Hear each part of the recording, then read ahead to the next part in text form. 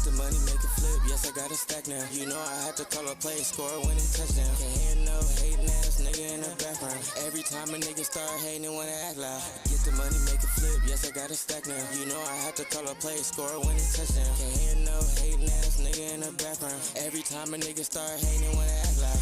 Everybody got something to say in the background. Niggas throw rocks and hide their hands, they ain't tough now. Kobe in the clutch, every time they wanna act foul. Exotic weeds, out of packs, only smoking on loud. Go to Vegas, catch a flight, nigga, I put my feet up. Sliding down the strip, nigga throwing threes and peas up. Out with my bitch and she swear I'm doing 3 months. You gotta be this way when you tryna run some ends up. Driving like a storm, had the Charlie burnt her whole clutch. Yellow coupe in the sun, nigga, I'm tryna turn up. Hit her engine growling every corner when I pull up. Slapping Mag drain the whip, tryna go down. Get the money, make it flip, yes, I got a stack now. You know I had to call a play, score a winning touchdown. Can't hear no hating ass nigga in the background. Every time a nigga start hating, they wanna act loud. Get the money, make it flip, yes, I got a stack now. You know I had to call a play, score a winning touchdown. Can't hear no hating ass nigga in the background. Every time a nigga start hating, they wanna act loud. You a hating ass nigga, why you mad at the bitch? Go outside about a bitch, cause she choosing the shit. Ayy, ayy, watch how you choosing the bitch, end up losing the bitch. Now you boo-hooing shit, ayy. Oh, green ass, trick off, crying ass. Where you going off, stalking ass nigga with your talking ass? I'm a walking ass, standing on 10 ass nigga. L's gon' come, count the wins, little nigga, ayy. Yup, point is, run it to the ceiling. Hit the hoe, split the hoe, stay up at your feelings. If you get it, you get it. Dream chasing, I don't want no dealings. Get the money, make it flip, yes, I got a stack now. You know I had to call a play, score a winning touchdown. Can't hear no hating ass nigga in the background. Every time a nigga start hating, they wanna act loud. Get the money, make it flip, yes, I got a stack now. You know I had to call a play, score a winning touchdown. Can't hear no hating ass nigga in the background. Every time a nigga start hating, they wanna act loud.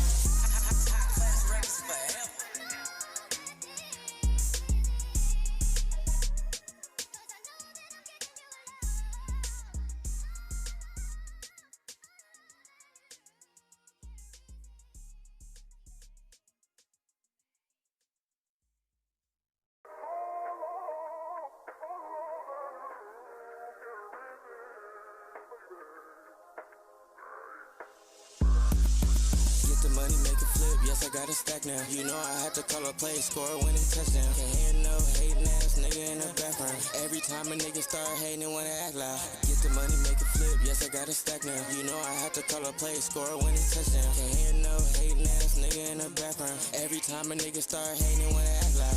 Everybody got something to say in the background. Niggas throw rocks and hide their hands, they ain't tough now. Kobe in the clutch, every time they wanna act foul. Exotic weeds, out of packs, only smoking on loud. Go to Vegas, catch a flight, nigga, I put my feet up. Sliding down the strip, nigga throwing threes and peas up.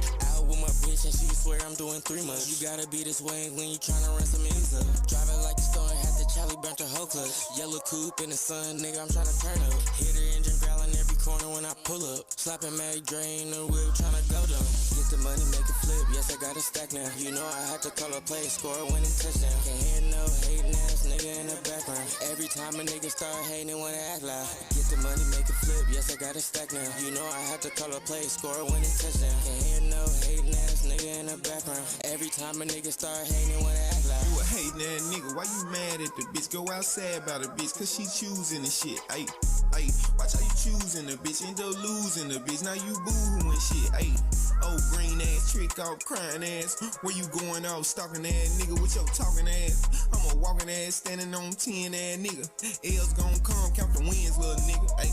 Yup, point is, run it to the ceiling. Hit the hoe, split the hoe, stay up at your feelings. If you get it, you get it. Dream chasing, I don't want no dealings. Get the money, make it flip, yes, I got a stack now. You know I had to call a play, score a winning touchdown. Can't hear no hating ass nigga in the background. Every time a nigga start hating, they wanna act loud. Get the money, make it flip, yes, I got a stack now. You know I had to call a play, score a winning touchdown. Can't hear no hating ass nigga in the background. Every time a nigga start hating, they wanna act loud.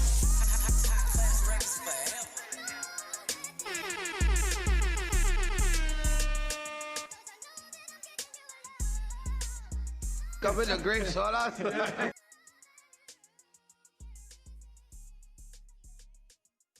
niggas in here. What's good, y'all? All 12 of y'all, what's good? What's problem? good? It's the Real Honesty Network, Real Honesty Reactions. Your boys is back. We on TikTok. We on TikTok, everything. You're welcome. We on all that fly shit. So what's up, everybody? How y'all doing? How y'all living? Let me turn off the welcome screen because we are finally back. The boys is back in town, man.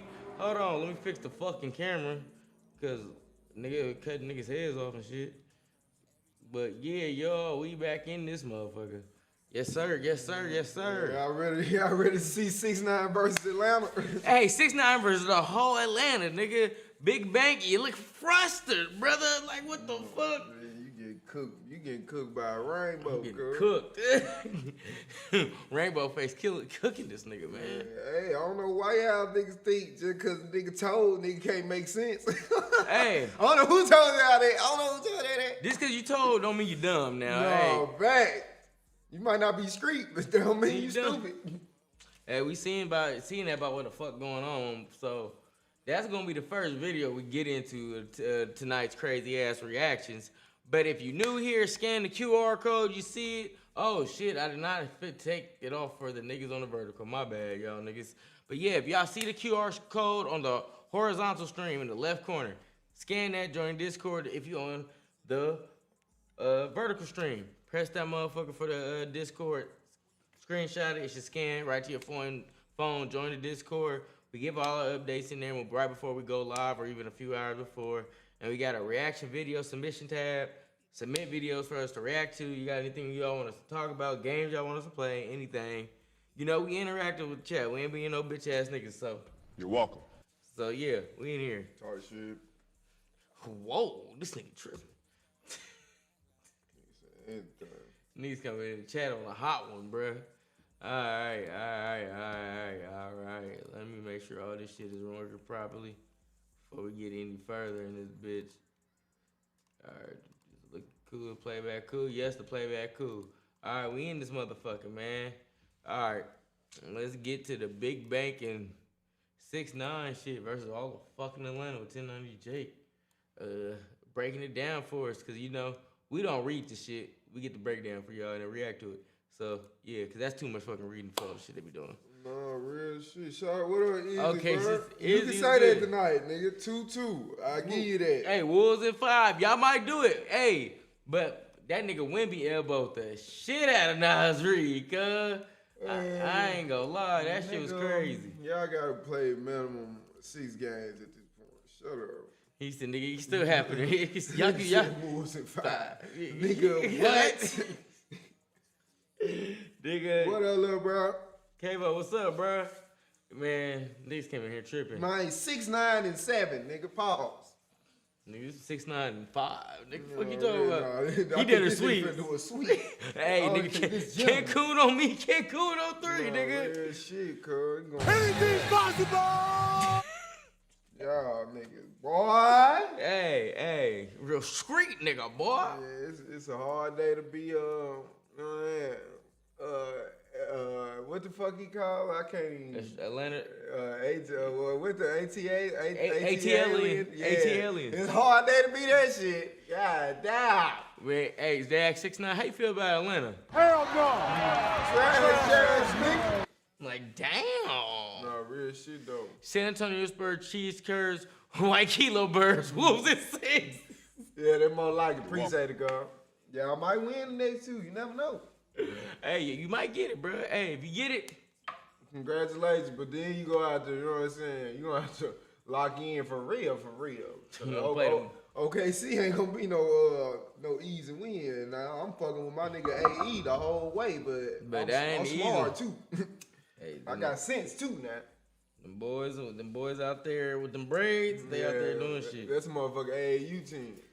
Nah, that's for sure. When you see the Drew Gooden Soldiers, that's what we called it. That was one of the best teams out here. Yeah, we good, but them niggas nice. Yeah, hey. It's one thing when your best player, hooping, he's supposed to be. He your best player. Yo, team. But when you got the 10th nigga off the bench. Hey, we were gonna tell him what happened earlier. This nigga Wolf was telling me, what's bruh's name? I forgot his name. AJ Mitchell? Yeah, AJ Mitchell. Nigga, I know who AJ Mitchell is, but he was saying number 25. I said, who the fuck is that? He's thinking that nigga got like 20-something points. Nah, for real, He showed me who it was. I said, nah, nigga, not AJ Mitchell. Nigga, nah. When that nigga bowling. Man, you can hang it up. And that nigga, it wasn't like he was the best player on the floor. He just so happened to be just hooping like a motherfucker, along with 4 other niggas on the team. So yeah, bro, Ant got his shit cut out for him, but that's why his ring gonna mean more if he get this hoe. That Boston ring was lit. Cool. They deserve that. But at the end of the day, Anthony Edwards' ring or win mean more if he beat OKC this year. Now, whatever happened after this year, I ain't talking about that. I'm talking about these playoff series. That nigga beat the Spurs, Jokic, and the Thunder. Over with. On top, hold on. If he beat, who else he got to beat? No, he got to beat the... I forgot it. Who else he got to beat? Yeah, because he already beat Jokic. If he beat Victor Wembanyama, he basically... Only nigga in the MVP race he ain't going to beat is fucking Luka. And that's because he ain't make it. And then you're not even playing right now. So Yeah, like, so, but if this nigga do that, cuz, you gotta throw his shit in there. And he hurt. The nigga ain't 100%. that nigga got runner knee on one leg and the other one is coming off a hyperextension, cuz. That shit's crazy. Real shit, bro. So when it come down there, bro, what's up with y'all niggas, bro? Yeah, I've been making it hard to ignore y'all, but if I start calling y'all derogatory terms and shit, then they gonna be bringing my shit up 5 years later when a nigga having that cheese. Talking about, remember you had said that in the chat? Don't do it because they gonna ban us. We ain't gonna get to that point. We just got monetized, nigga. Just saying. Bro, anybody bring a championship to Moon say gonna be goated. Facts. Whoever bring a champ. But that's what the thing with Shane and why they so good, because they brought that shit to OKC. Nuggets first round, Spurs second round. Nah, that's a... But yeah, oh yeah, we got that one too. But yeah, Nuggets first round, Spurs, yeah, duh, that shit gonna be goated. That's like the blood championship. So he would have to beat all these niggas just to get to the finals. Honestly, if he get to the finals this year, he won a ring. But if he win in actuality, he gonna be like Dirk and them. That blood ring they got. They knocked off Kobe after they won. They knocked off OKC, nigga.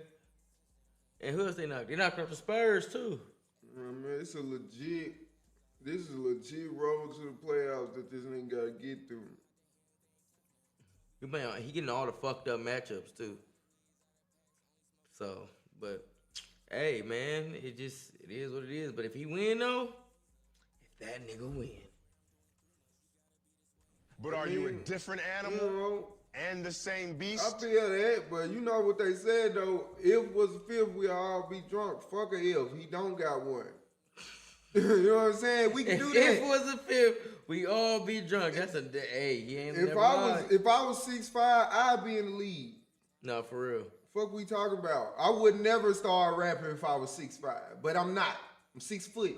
Get your ass in the booth. That's just what it is, bro. Fuck a if. Nigga ain't got. He do got a running mate on his caliber.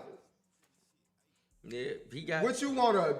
Two Anthony Edwards on the same team, nigga? Nah, that ain't gonna work. Nigga, you got Julius Randle. He's a max player. You know what I'm saying? You got Julius Randle, Gobert. You got Nas Reed. You got the Io nigga. You got the DiVincenzo before he got hurt. You got all these players. Nigga don't need no running mate. All he need is his team. They just not healthy. What I can say, if he got a better big, you can say that.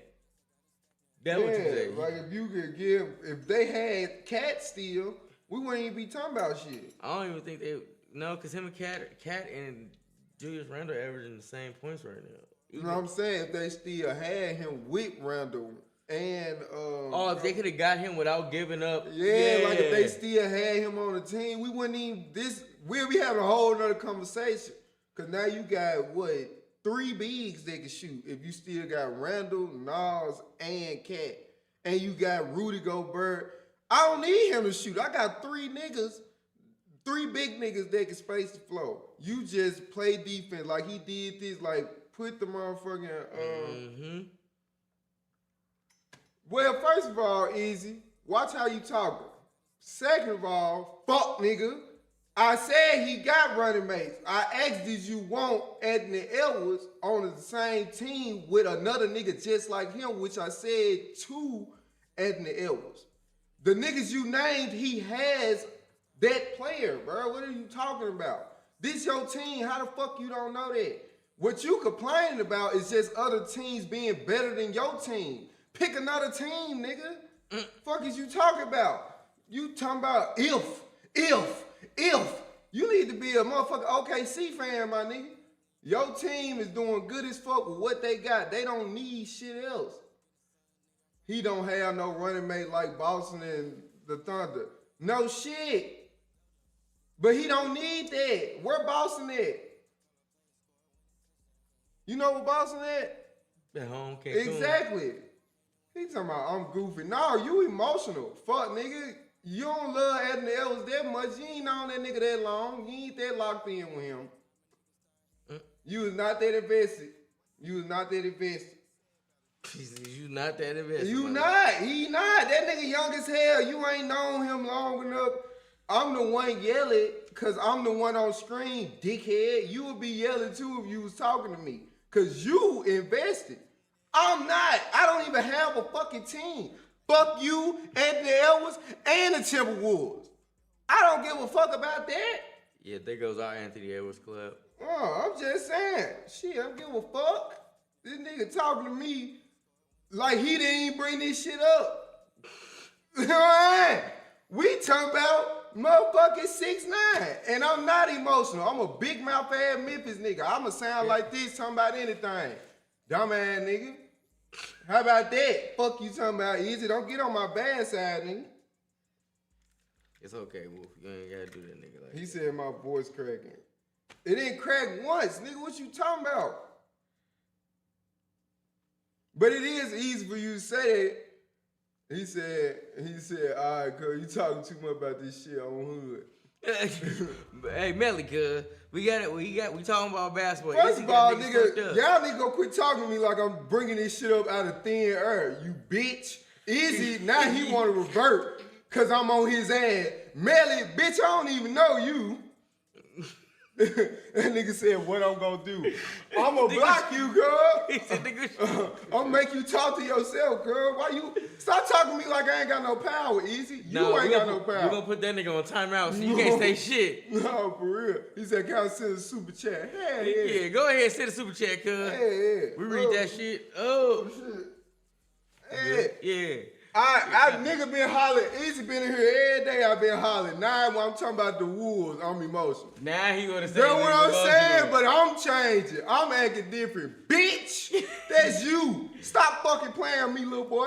Nigga, you keep acting like this ain't a normal thing. Oh God, I holler every night. Now I'm emotional because I'm hot.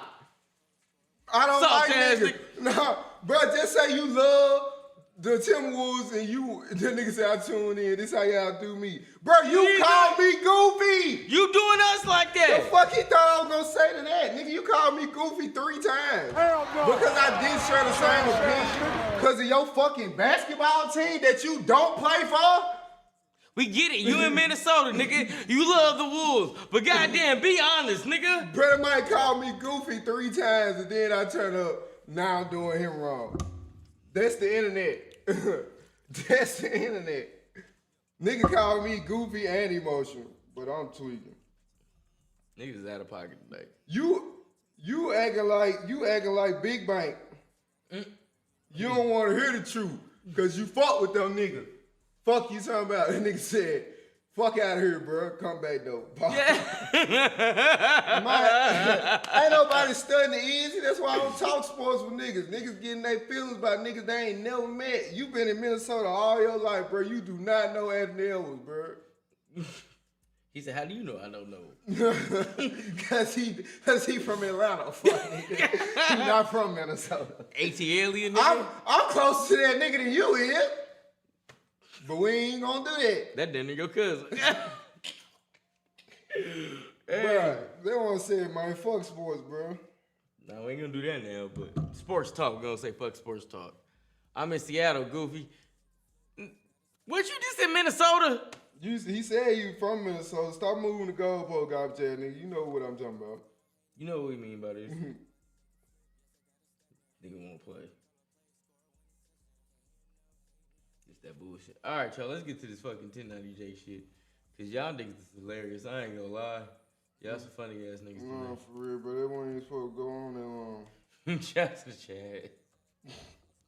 Where is that? You're welcome. That shit, I literally don't care. What the fuck? One thing y'all gonna get about the real honesty network? You think we give a fuck? Hell no. Trash ass nigga. We fuck with y'all though. No, literally, bro. Like, I only talk about sports because we be talking about sports. He said, nigga, I'm trying to have an enjoyable talk. Niggas want you to be yelling and shit. Niggas like, no, nigga, you one thing you gonna get right. And that nigga keep calling me a goofy. You are not from Chicago. There's a derogatory term that you using it as, nigga. That's what I'm saying. It ain't normal talk, nigga. You No, mean that? I'm saying, oh, You mean that shit. Fuck You mean that shit, keep nigga. calling me goofy. And I'm supposed to just be like, yeah, man, I love Anthony Edwards. I hope they make it to the finals. Fair player, yeah. No, nigga, no. Man, but all right, y'all. This is 6ix9ine destroys BigBank over Atlanta's rappers. A lot of niggas in Atlanta is telling and keep getting worse. Yeah, so we gonna watch it and see what happens. Man, everybody see how easy take this shit. These yo niggas. Nah, I'm fucking with you though. What's the name? Now I'm a dweeb. I'm a dweeb, a goofy. Yo, did you watch that shit? hey, you know what's crazy is if you had FaceTime me right now, I'm literally recording my reaction to the shit. Like right now, my camera's on and everything. Yeah, bro, I killed him. That's crazy. A jail nigga. 6ix9ine just sat down with an Atlanta OG by the name of BigBank. If you haven't heard of him, Okay, he's the one who conducted the only interview with Young Thug after Young Thug's snitching allegations came out. Now, BigBank is highly respected can you send in the link, Atlanta, bro? and I'm gonna be honest with you, in my opinion, Bro, that was you 6ix9ine talking about that? absolutely Yeah. destroys I him couldn't through find this it. I don't know which one conversation you by talking about. pointing out the hypocrisy. Hey, where is by hip-hop? pointing out the Brody, send the link. contradictions of how not just BigBank, but the entire hip-hop community will side with their favorite rat while everyone turned on like another community we 6ix9ine were for just talking doing the about. exact same thing. Now, I'm going to be reacting, obviously, to this interview, which falls under fair use when it comes to copyright because this is YouTube. I'm providing commentary, etc. But I have heard that BigBank, or at least his team, gets videos smacked down that reacts to his. So hopefully that doesn't happen. ain't I don't never think got that's the mine case. smacked I don't down. think there's anything I'm going to say that he doesn't want said, as he was clearly willing to sit down and do this interview. But let's check it out. You wanna do Quick it? pause, because this might actually help you out. If you've ever needed access to your money before payday, there's a banking app called Current that lets you get up to No, we allow other people to see. Hip hop is for everybody if you respect it. You gotta respect it, bruh. So you gotta respect hip hop. If you respect it, you can talk about it. Or if you from the neighborhoods that birthed hip hop.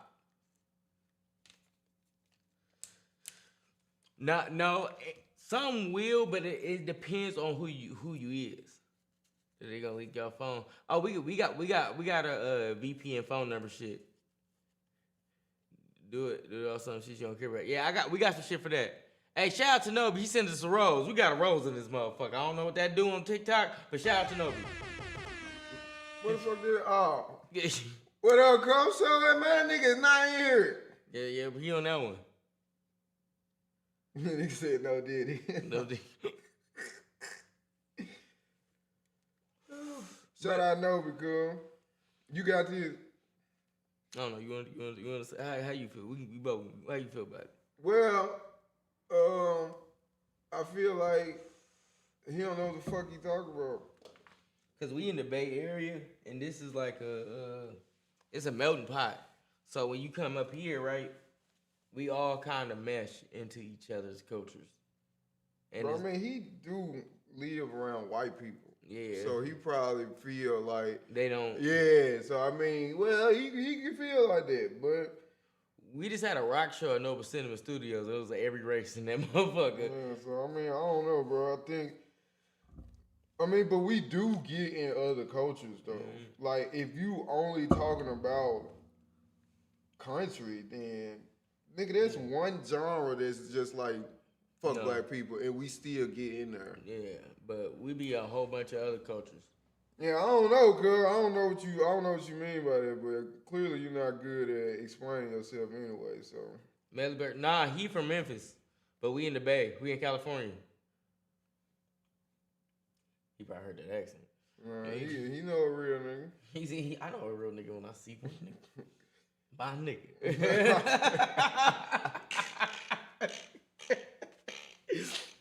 If y'all know what movie he's from, comment.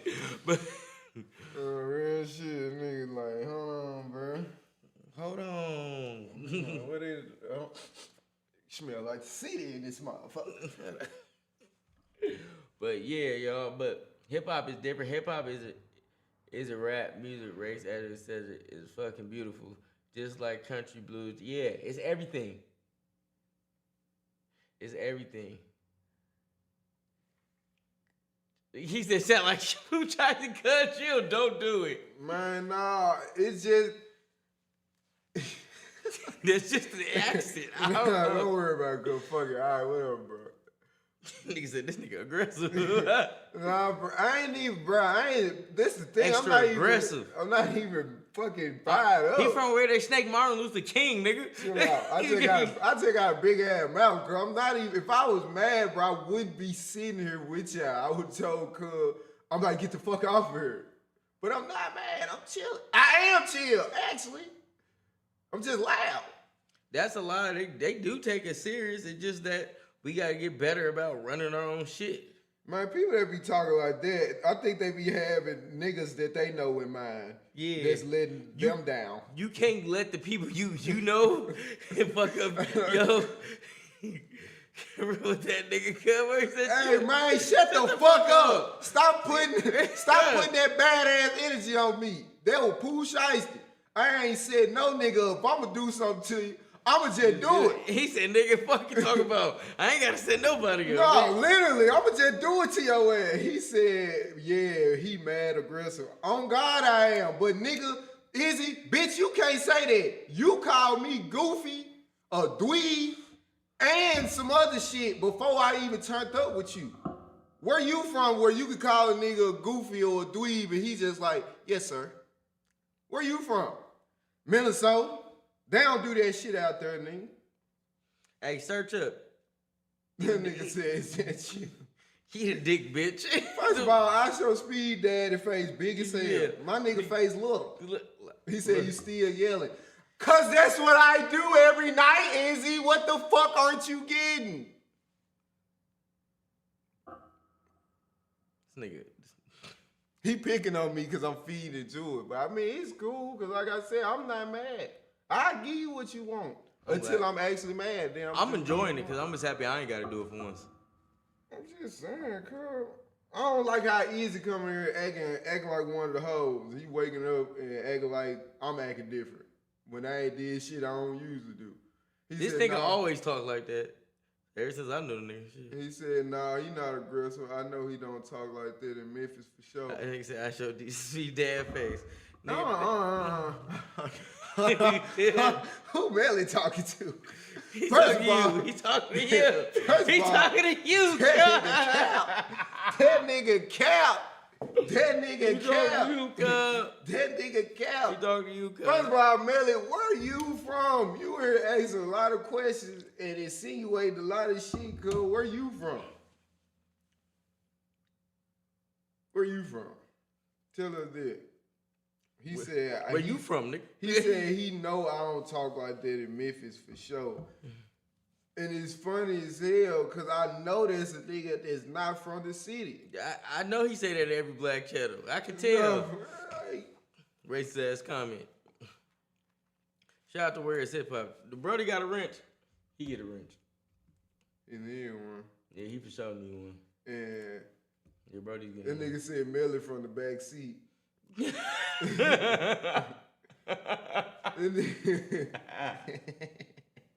Level 4. Hope you join the 4 walls, nigga. That nigga Melly said on 55th, cuz. Oh, 50. Alright, right, bro. All right, bro. I'm already knowing. So you was a real troller, Poindexter. I know you ain't saying this shit. Where you from? You know Crib Maker? Crib. You know him? But hey, where's hip hop? You on mine now, Brody. Yeah, hit that nigga easy with a wrench. Izzy need a wrench too. We give him a wrench. What? You gonna give Izzy a wrench or not? We get that bitch a skirt. Okay, yep, he don't get one. Wrench. Nah, this nigga, nah, he ruined my appetite. I ain't fucking with that nigga for the next 48 hours, nigga. And Melly, bitch, where is you from? For real, you ain't from no motherfucking 5th Street, nigga. I ain't never seen you Crib Mag, nigga. He said you act like a female. Cause I'm on your ass today. When I was on everybody else's ass leading up to this point, I wasn't never acting like no bitch. But now it's on you. I got whole tendencies. But that's why if we was in real life, I just smack the fuck at you. I wouldn't even be talking to you. So you need to be lucky. We is like this. So all I can do is talk like a female. Cause in real life, I put my foot in your ass until it come out. You ain't talking like a female. This bitch ass nigga watching us stream. So what the fuck else we supposed to do, bitch? What the fuck? Trash ass nigga. Now you got me started, you bitch ass nigga. Hey, you little, ooh, boy. Hey, nigga. Hey, I been trying to be cool with you bitch ass niggas on this stream. Easy, you been cool for the past couple days. Now you acting like a hoe ass bitch, cuz. Hey, shut your bitch ass up before I get to talking shit about you, nigga. Hey, bitch. Hey, Izzy, you got your fucking initial at your fucking profile picture, bitch. I don't want to hear shit you talking about, cuz. Make any joke you want to. If I look like I show speed dad, good, nigga. That means I'm doing well in life, bitch. And that means I'm up. Trash ass, stupid ass. Hey. You almost got me. We got 7. Dude, we got 7, bitch. And on TikTok, I think we got 115. So guess what? Hey, Izzy, you on the wrong channel. Go check the other stream. We multi-stream, nigga. We multi-stream. Bruh, hey. Go look at the comments on the screen, you stupid nigga. Who you think all these other niggas is? Bro, you think we been talking to you this whole time? This nigga. Aww. You thought you was special. He thought he was our life. Hey. Now it makes sense why you said I'm tuning in and this how y'all do me. Nigga, you ain't paying no bills in real honesty. Motherfucker, we can say wherever the fuck we want to with this motherfucker. This is our studio, dick. Man, it's crazy because we ain't even started watching the video. I know, because you the only nigga in that way, and what we're telling you is more than one. It's multi-streams, nigga. That's how we fell out right there. You don't fucking listen, Izzy. That's how we fell out about the Minnesota shit. You don't listen. That's your fucking You problem. just be typing, and he said 1 minute into the video, by the way. Girl, we finna watch it, girl. Goddamn, because this the real shit. This nigga Izzy ain't talking about a motherfucking thing. God damn, Izzy. Nigga been arguing with this nigga since he got here. And that's because he think he the only nigga in here. Trash ass. Now it makes sense, girl. Now I want to take back everything I said. Because now you might be slow.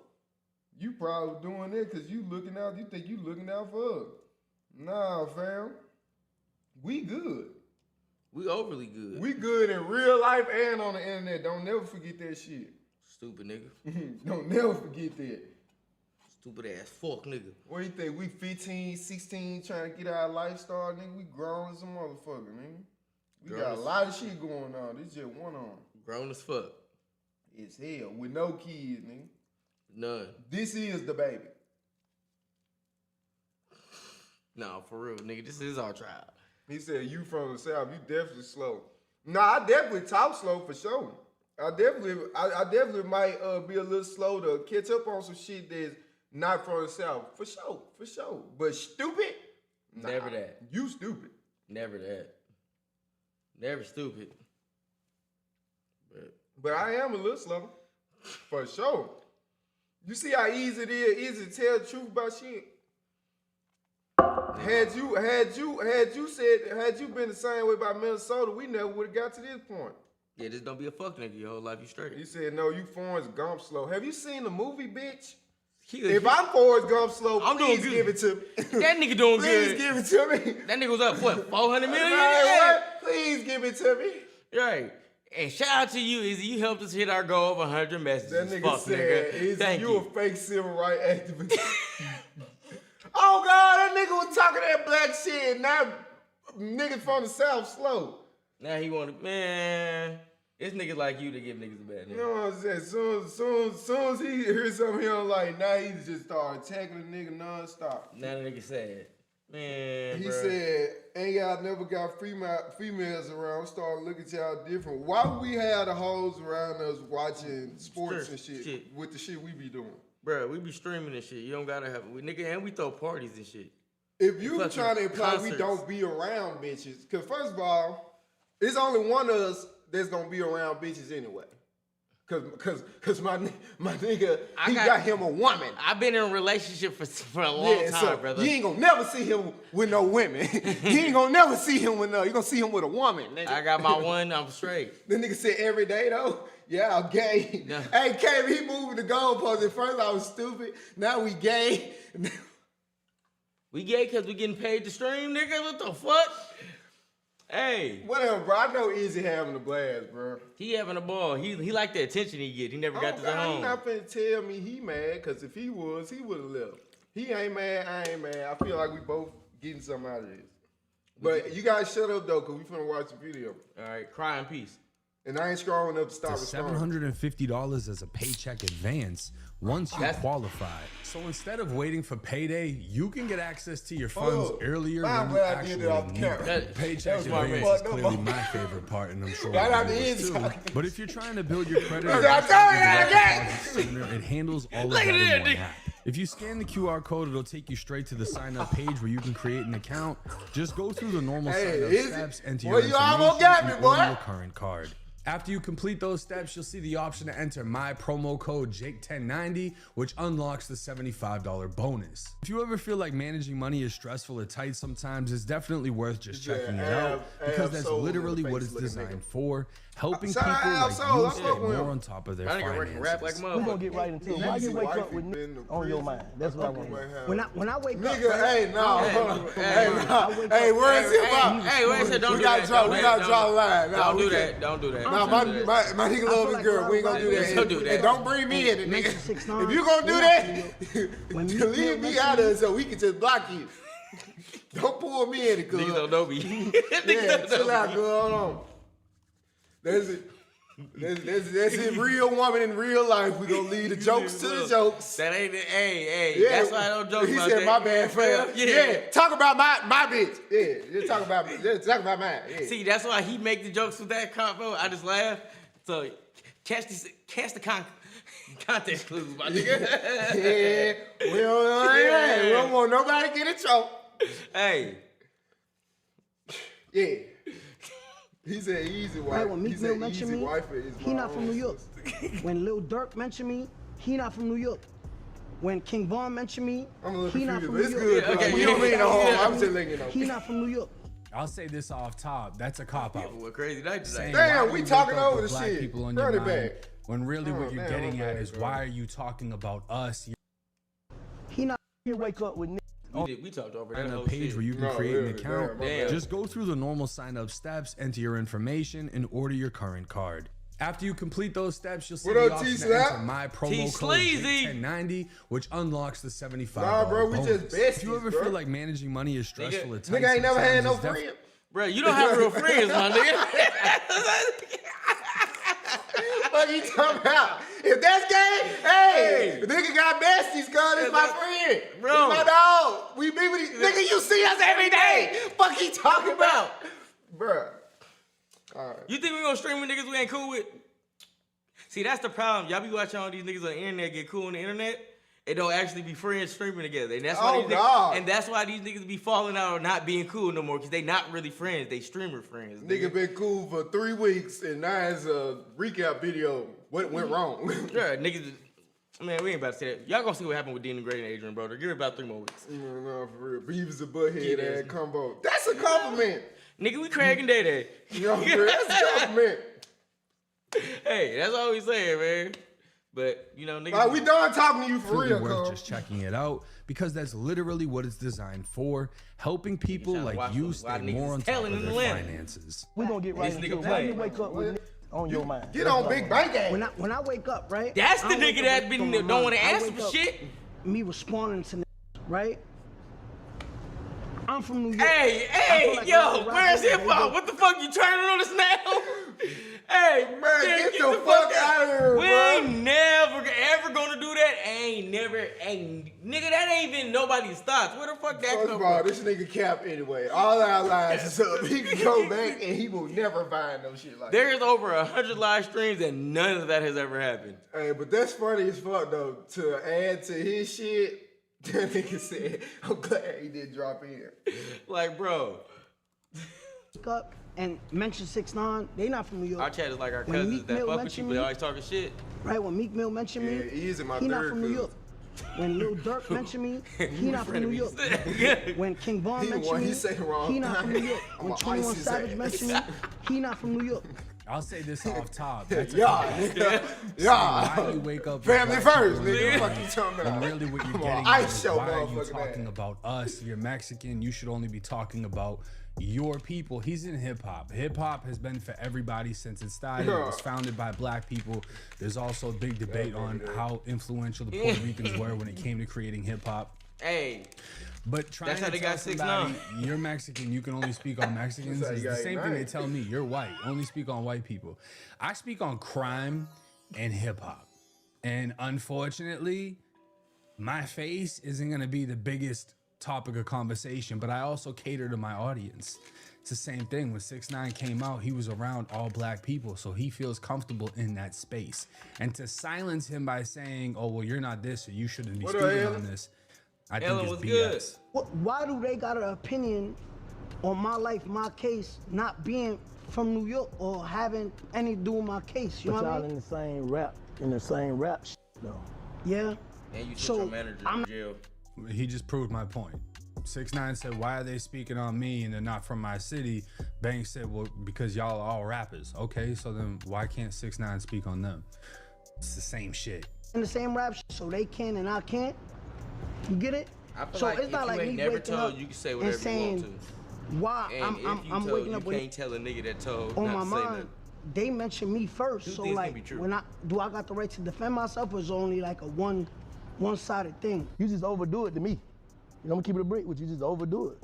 All right, so there's rules to like levels now. I never mentioned 21 Savage, but this is what he had to say on the BigBank show. So one of the first contradictions that 6ix9ine will point out is this interview with BigBank that he did with 21 Savage, because apparently 6ix9ine never mentioned 21 Savage, but Savage brought him up in the interview and he responded, which is 6ix9ine's point. How do I wake up with people on my mind when they talk about me and all I do is react? And Bank would say, yeah, but you do too much. You react too much. And 6ix9ine would come back with, there's a fucking limit to how much I can defend myself. And it's just like, I'll be honest with you. I think Bank realized early on that he is talking to somebody that's going to pick apart every single contradiction, and Bank is gonna look somewhat like a hater, because you're not gonna see him agree with 6ix9ine based on the fact that obviously 21 Savage is his boy. So was a lot of niggas be telling him Atlanta rappers, and he gonna bring up shit I didn't even know about. Going to allow himself I didn't even know to that agree happened. with You put me 6ix9ine, on. no matter how much 6ix9ine is making sense. 21 Savage in the United States right now. What do you mean? How's he here? He not. What do you mean? That nigga still overseas, what's ain't your he? point? He's not from here. He's the facade.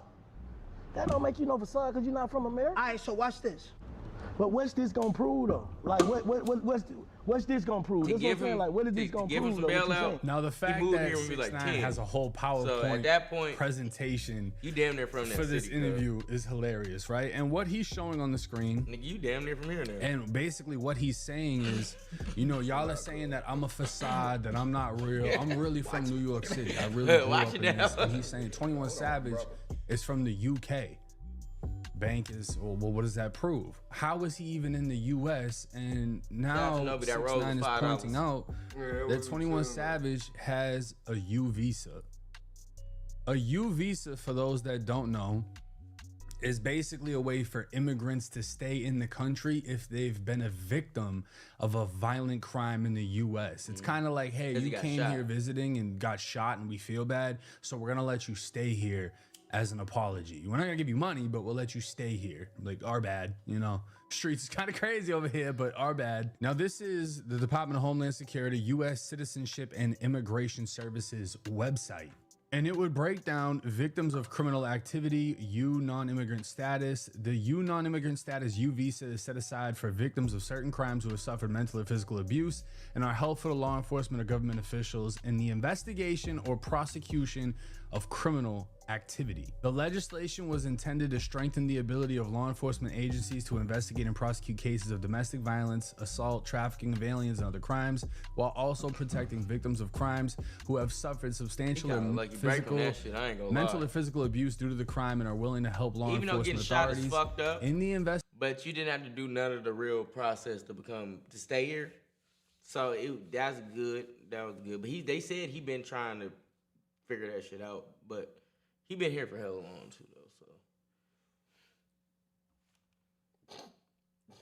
send a $5 super chat, maybe. Yeah, you can apologize with super chat or just be quiet. Of the criminal activity. Either one. What 6ix9ine is getting at in this interview isn't the fact that 21 Savage just has a U visa. It's the fact that one of the most infamous stories in 21 Savage's lore is he was shot on his birthday and a close friend of his died. Savage almost lost his life as well. This is the reason Savage was able to get his U visa and not be deported, because he was a victim in this crime. And by definition, what the U visa is defined as is giving citizenship to a victim of a crime who helped with the investigation and or prosecution of the person who committed that crime. So hold on now. Hold on now. I didn't know he did that part. Now, 21 Savage. We fuck with your music. We fuck with you, right? We didn't know this until today. Did you know this before that? No. I just thought I ain't care either, but it's people that do care that found out today. Yeah, like I still don't know. Like I'm not tripping. It's whatever. Because when it first came up, because I just watched a nigga break it down. I ain't gonna lie. I didn't read the law about it. I'm not gonna lie like I did. I'm not gonna lie to y'all. I watched a nigga break it down, and then what they said was that when you get shot or something, they didn't say or specify you had to cooperate with the investigation. They just say if it happens to you, this is how we gonna make up for it. It's just convenience. Mm-hmm. That's why 6ix9ine is.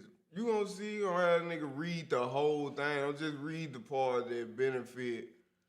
He got shot, so he stayed. Nigga, that ain't all that mean. It's equivalent to the sports conversation. Don't just say something because it helps your argument type shit. No, fact. Like, let's be 100% honest. If you give him that same, ruling that you give me, let's bring this up then. But it's easy to do that when we can just go to the facts. We ain't gotta tell each other how we feel. Let's look at it. We can just watch what was said on your podcast. Yeah, the law is this, and he got granted this. So in order for him to get granted this is what he had to do. Unless this nigga come with his full paperwork that says he didn't know who shot him or say something like that, we gonna take it as that nigga cooperated. Because shit out though. I think they gonna talk about that. Oh, they bring up what really happened, the full paperwork. Not in this video, but I don't know because I feel like they had came out already. Cause I mean, 21 Savage then got accused of being. Cause I mean, any nigga that then went hard about snitching. Nigga, ain't you a rat? Yeah, if you'd have told that shit came up. So yeah, but it didn't go nowhere. Yeah. Like a lot of that shit didn't. Yeah. But now, now it's all coming back tenfold. Nigga, let's have a conversation about it, nigga. 6ix9ine isn't really saying, oh, he must have snitched. The U visa's definition is saying what you just said. He cooperated in some sense.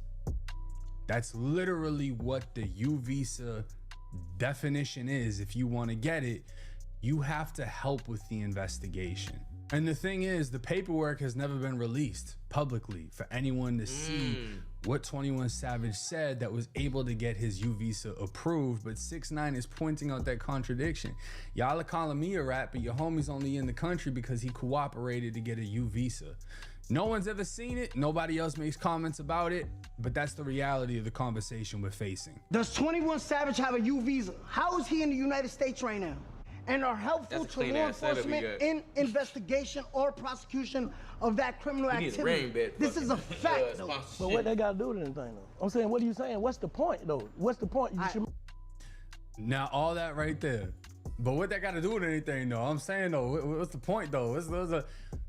He just showed you that your homie I see why they low-key getting at you now. The definition of a U visa is saying. Because we would have expected a lot more if you'd have been like, okay, that is true. When the victim but is you should have to law enforcement in the investigation. He should have had better. I ain't gonna lie, BigBank. This is where your podcasting skills got to come in handy. You should have been like, okay, that is true, but by definition, you was telling us you was a street nigga. You basically, he was getting off. I wouldn't rat kinda in a way. He was like, I'm a street nigga. Nah, I'm really about that type shit. You feel me? For the longest. Then when shit really hit the fan and you had to prove it, you did tell. And then he can do the thing where we say sometimes. Now, two things can be true here. You ratted, and it looked like a lot of these other Atlanta niggas ratted as well. You talking about 21 Savage? That's what BigBank should have said in the interview.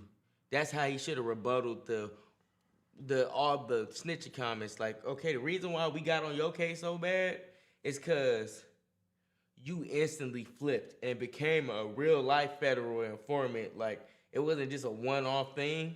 It said you're a real federal informant, this, and you sent the whole gang away on a RICO.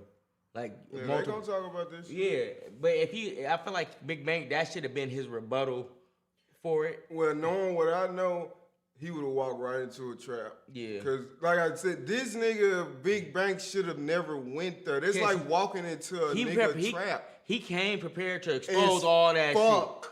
Because you could tell about how fast he pulled up, him and his people pulled that shit up. He got it ready. Because all you can tell, all BigBank got is his mics on and his camera. That nigga said, nah, I got the screen. I'm going to control it. I got you. Yeah, because he already be having that shit up anyway. But all he did is put all the points, whatever he felt like whatever he felt like BigBank was going to talk about or rebuttal with, the nigga got to answer with his niggas. And it's just like, bro, you should have never went there knowing your niggas did that. Because you can't defend that once he used them. And he make me show up their real life examples. Yeah, like, bro, that's hard. That's a tough spot to be in as they partner. Nah, for real. Like, bro, what I'm supposed to say, nigga? You did tell. Technically, type shit. And that nigga told too. Yeah. Like, and that's the thing. He rocking his jacket.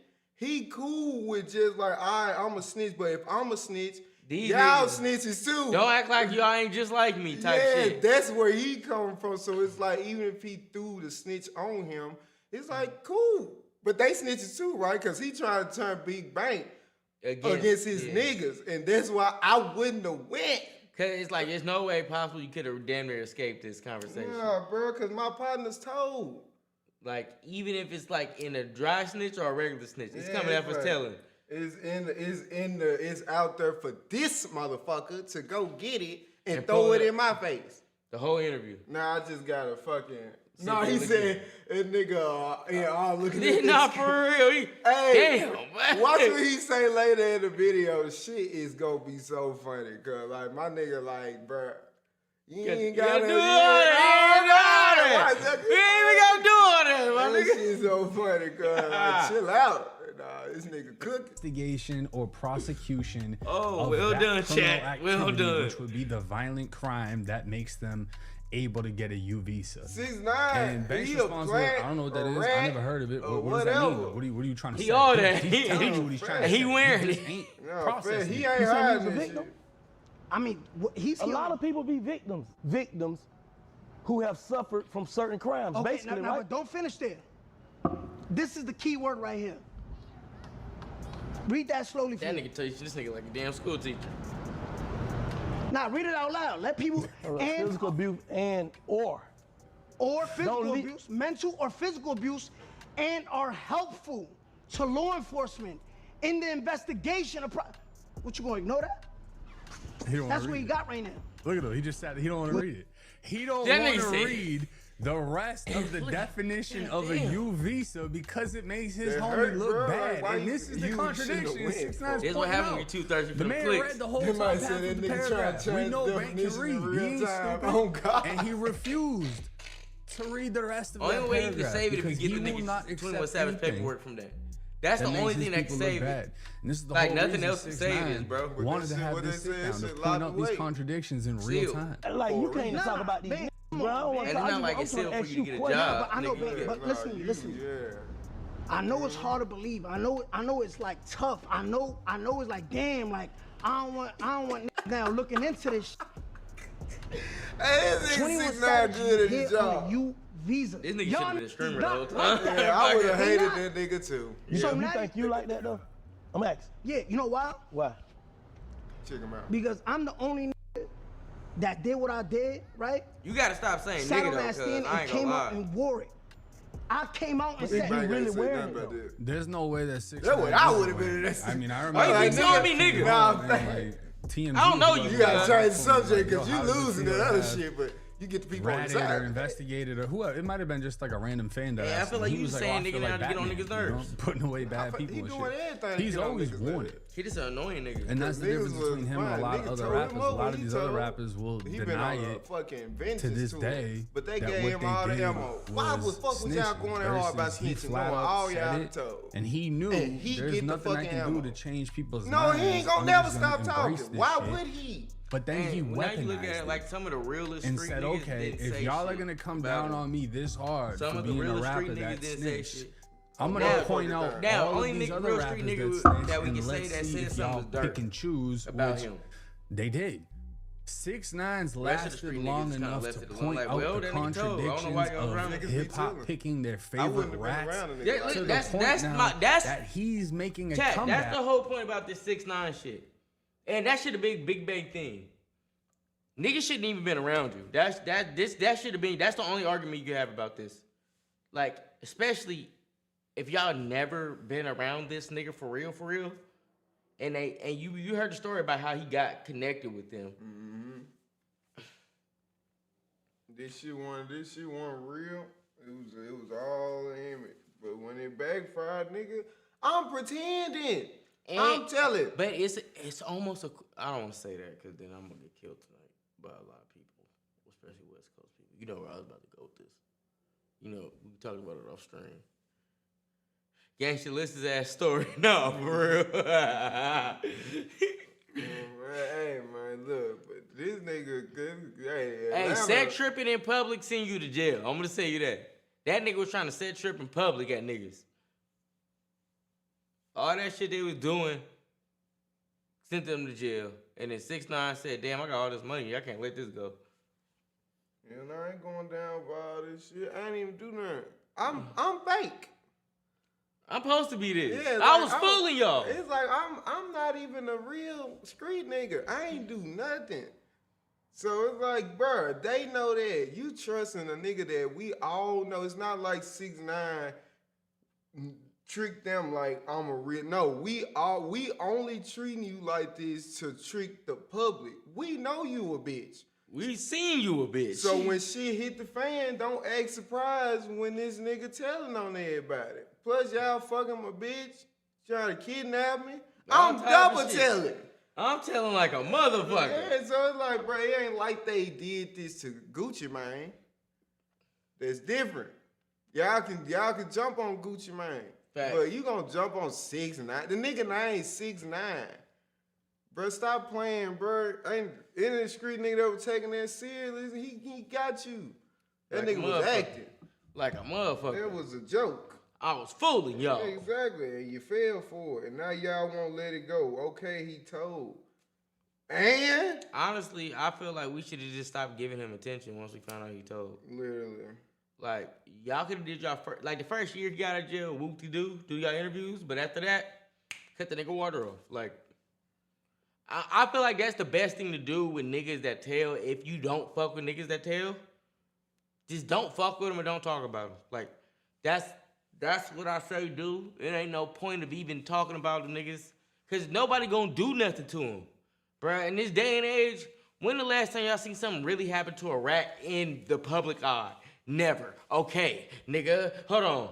You're welcome. Like, nothing has happened to a nigga in the public eye that told. But the best thing for us to do as a community, facts. Hey, I went to that concert. You saw what I posted. I said, this nigga might have told, but this rat ass nigga got hits. Sorry, Gunna, you told, nigga. You're welcome. But, you feel me? Man, RIP DMX, he would have never. Nah, DMX was a real street nigga, boy. So that's different. This not the 90s, though, in the early 2000s. A lot of these niggas, once the internet happened, a lot of niggas saw the internet and made their gangster persona, and it became gangster. When the real gangsters, I feel like, are trying hard not to be gangster on camera a lot of the time. Like you could tell, like, for instance, like niggas like Dolph, you could tell he was trying to get out of that street nigga mindset, try to be more business corporate. I'm trying to figure my shit out, but when you a real street nigga, sometimes the street shit just catch up to you, bro. And that's either dead or in jail a lot of the times. Not everybody make it out. Only like 3% of niggas make it out. So y'all gotta look at that like it's nigga. But there's cases when we keep seeing niggas go back to jail and shit while they famous, cause them niggas is some street niggas damn near. Stop lying. Ain't nobody lying, dickhead. So, but hey, why niggas be thinking we lying when we talking about the shit we talking about? Niggas be giving their real opinion. So don't forget Lil Kim. Oh yeah, Lil Kim. Lil Kim didn't tell it either. Lil Kim for sure sat down.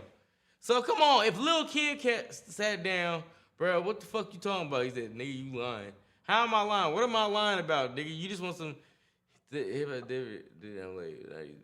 totally different. Bro, facts. 90s are totally different. Some niggas are.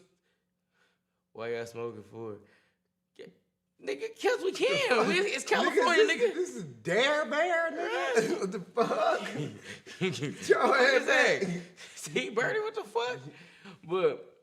But you just saying, like, you should have just cut the nigga water off, bro. That's all you had to do. Now, why you smoking is crazy. Bruh, my bad. We reading our TikTok chat, too. Niggas on TikTok asking, nigga, why we smoking? T-Birdie, a goofy. Life's so free. Life's free, nigga. God damn, bro. Yeah, you went hard on my nigga, cuz. Yeah, man. Yeah, he came out the blue with this shit. Man, but y'all, it just, like with 6ix9ine, y'all see how you react to everything, just stop paying him attention, bro. The more attention you pay him, the more shit he gonna do in the public, the more shit he gonna say. Like, on some real shit, like, that's why I say, if niggas snitching, nobody gonna do nothing to him. We not gonna see it. Niggas don't wanna do shit to nobody no more. Shit not gonna happen. So, best thing to do, Wolf, what is that? Cut niggas off. Cut they fucking water off, bro. Just let it be, unless you not in the streets. Yeah. That shit don't even matter if you're not in the streets. Oh well, nigga, he told. Whoop they do. I ain't tell shit. Shit, that ain't me. Nigga, like, man, you hang with that rat ass nigga. I don't even know what he told on, cause I don't know what that nigga be into. I don't give a fuck. But now, once I found out you told, now I'm gonna separate myself. I mean, I just don't give a fuck. I don't even be around niggas that's in situations to tell. Fuck you telling on, nigga, you at work. Yeah. Ain't nobody in no motherfucking interrogation room, nigga. Everybody doing real productive shit. Mm-hmm. If you telling it's a nigga something to do, that's what niggas is telling. Like anything, all that other shit, this is just entertainment for me. Yeah. I don't know no snitches. I know real niggas that get to it legally. So and that's the best way to be, bruh. If you not built from that cloth of that type of niggas, don't be around them niggas, bro. It's really simple, cuz. And even if you from a hood where the street niggas around, they gonna respect you because you be like, that nigga ain't with none of this shit. Oh, really, bro? No, he cool though.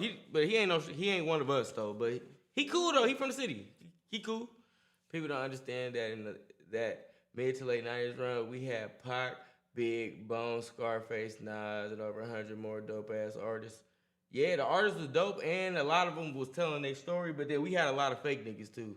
But the fake nigga shit really started getting manufactured like 2008, 2007, 2008.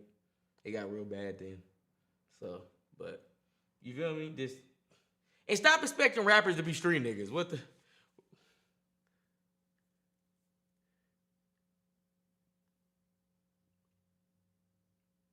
Izzy, you back on time now. No, but it's crazy because I never said that I wouldn't tell. So why do you say I'm lying about what? I ain't say I wouldn't tell. I said what I said was I didn't give a fuck. He said you get so much hate because I'm a Slaughterhouse fan. I think he meant I get so much hate. King Kirk was cold. I don't even know him. Yeah, for Slaughterhouse, he liking that battle rap scene shit. So, but yeah, let's finish this shit fucking video. Because it doesn't make any sense to hold the shit against him when all these other rappers have gotten passes, and these are the most gangster rappers that we can think of. So it's like, damn, he's proving his point. Let me ask you a question. Yeah. If you make your point 100% on this podcast, and everybody be like, you know what, he right. I'm right. You know what they gonna say in the comments? Yo, damn, it's the right message, wrong message. Bank, you're not hearing him though. I'm telling you what they gonna say. No, I get what you're saying. That's exactly what they're gonna say. The reason they're gonna say that is because nobody wants to side with 6ix9ine. 100%. That's the reason that they're gonna say that. And a lot of these people don't want to do that because they feel like it'll have an effect on their career, because he was essentially blackballed, when in reality he really hasn't been blackballed. You know what I'm saying? It's just like the Gunna situation, which is why he's going to bring up the tweet in the background right here from 21 Savage, adding Gunna and Young Thug, who both have some serious allegations. Remember when they were doing this shit, that fuck street hashtag shit, trying to change the narrative? And the real street niggas is like, nigga, hell nah. We signed up for this shit. Well, it may say, you a street nigga, this is supposed to happen. You're supposed to, hey, you know what? We too old now, bro. We know what happened when we signed up for street shit. Like, niggas just need to stop living in a lie, bro. Like, you know, like, when you sign, in today's age, you know what you signed up for. You sign up on that paper to be a street nigga, boy. That's what I said earlier, man. Bro, you know what you said when you fucking signed up to be a street nigga, bro. Like, it ain't like how it was when we growing up, niggas lying to us and shit. Now you got pure evidence of niggas of niggas going to jail and telling all type of shit. Man, and like, honestly, some street niggas make money, but nigga, you probably gonna make money having a job, bro. You gonna keep all that money, you gonna damn near, you gonna make that one day, and that's gonna be the only hit you have. Then you gonna go to jail, spend all that on lawyer fees. Then you have to go to public defender route. Then you gonna be in jail for 15 years. Then you gonna come out and be fucked up and broke again. And you damn near gonna go back again unless you can figure it out.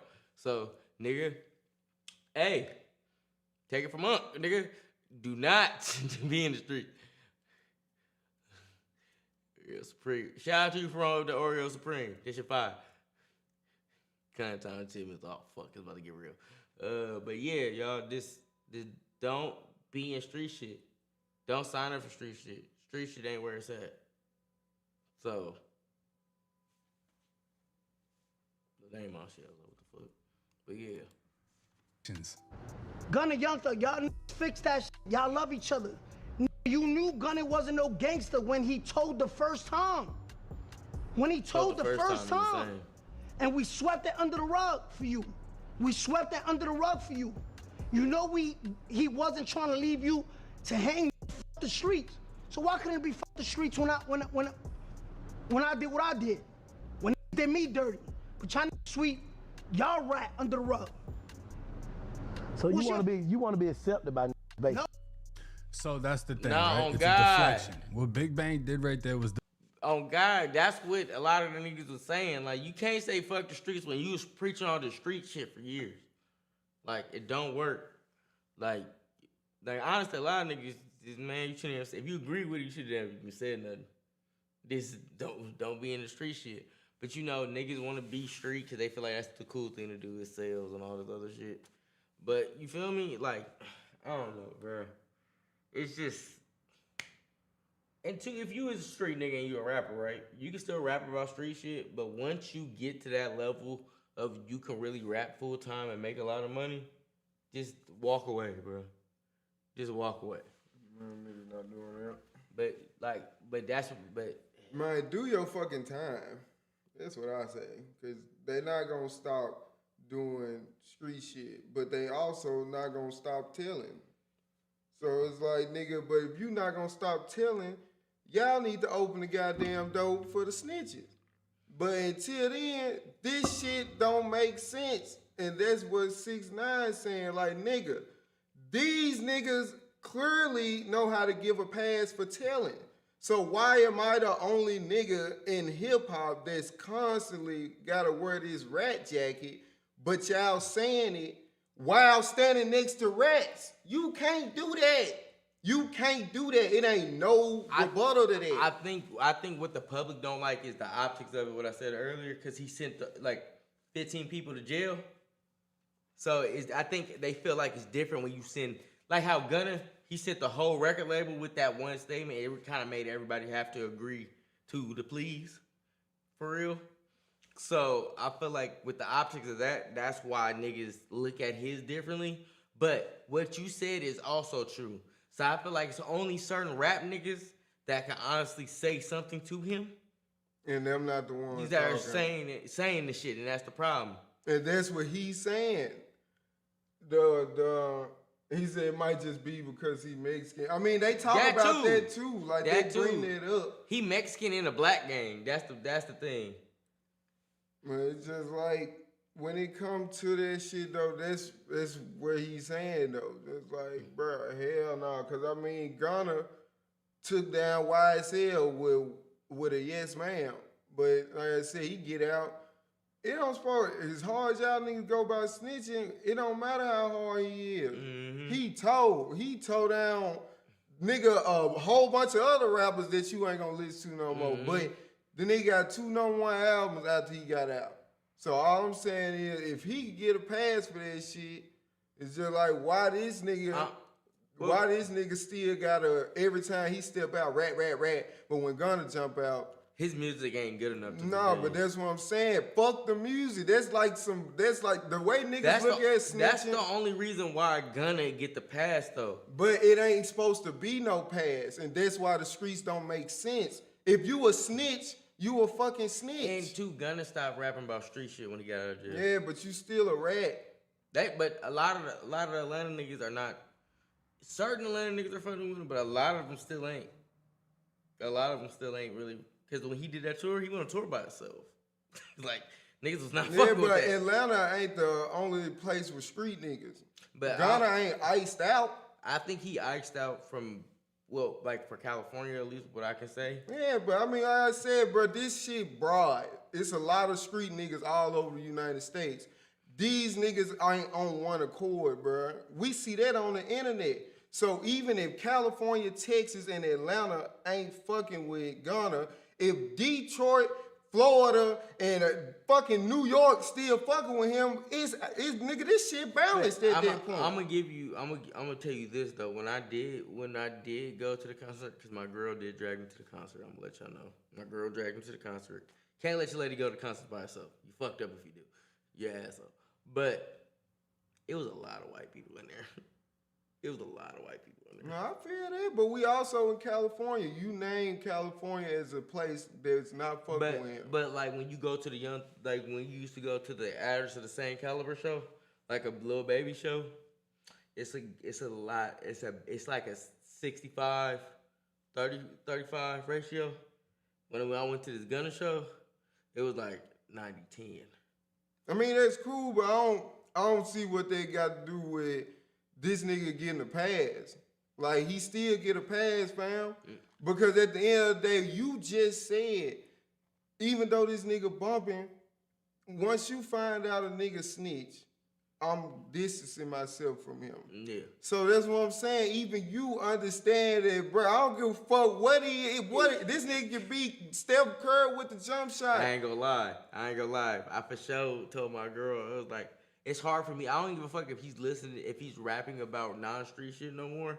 Just from how he came up and what made me a fan about Gunna, it was like, you not the streetest nigga, but you kind of a street nigga, but you more of a get money, try to be fly player nigga. I fuck with that. I never thought it was gonna be snitching shit would happen. So with me knowing that now and moving forward, I kind of, like you said, I kind of distanced myself away from listening to that. And even 6ix9ine, like the first couple songs he had. What up, Bonnie? You know, remember he said the meme songs that kind of catchy.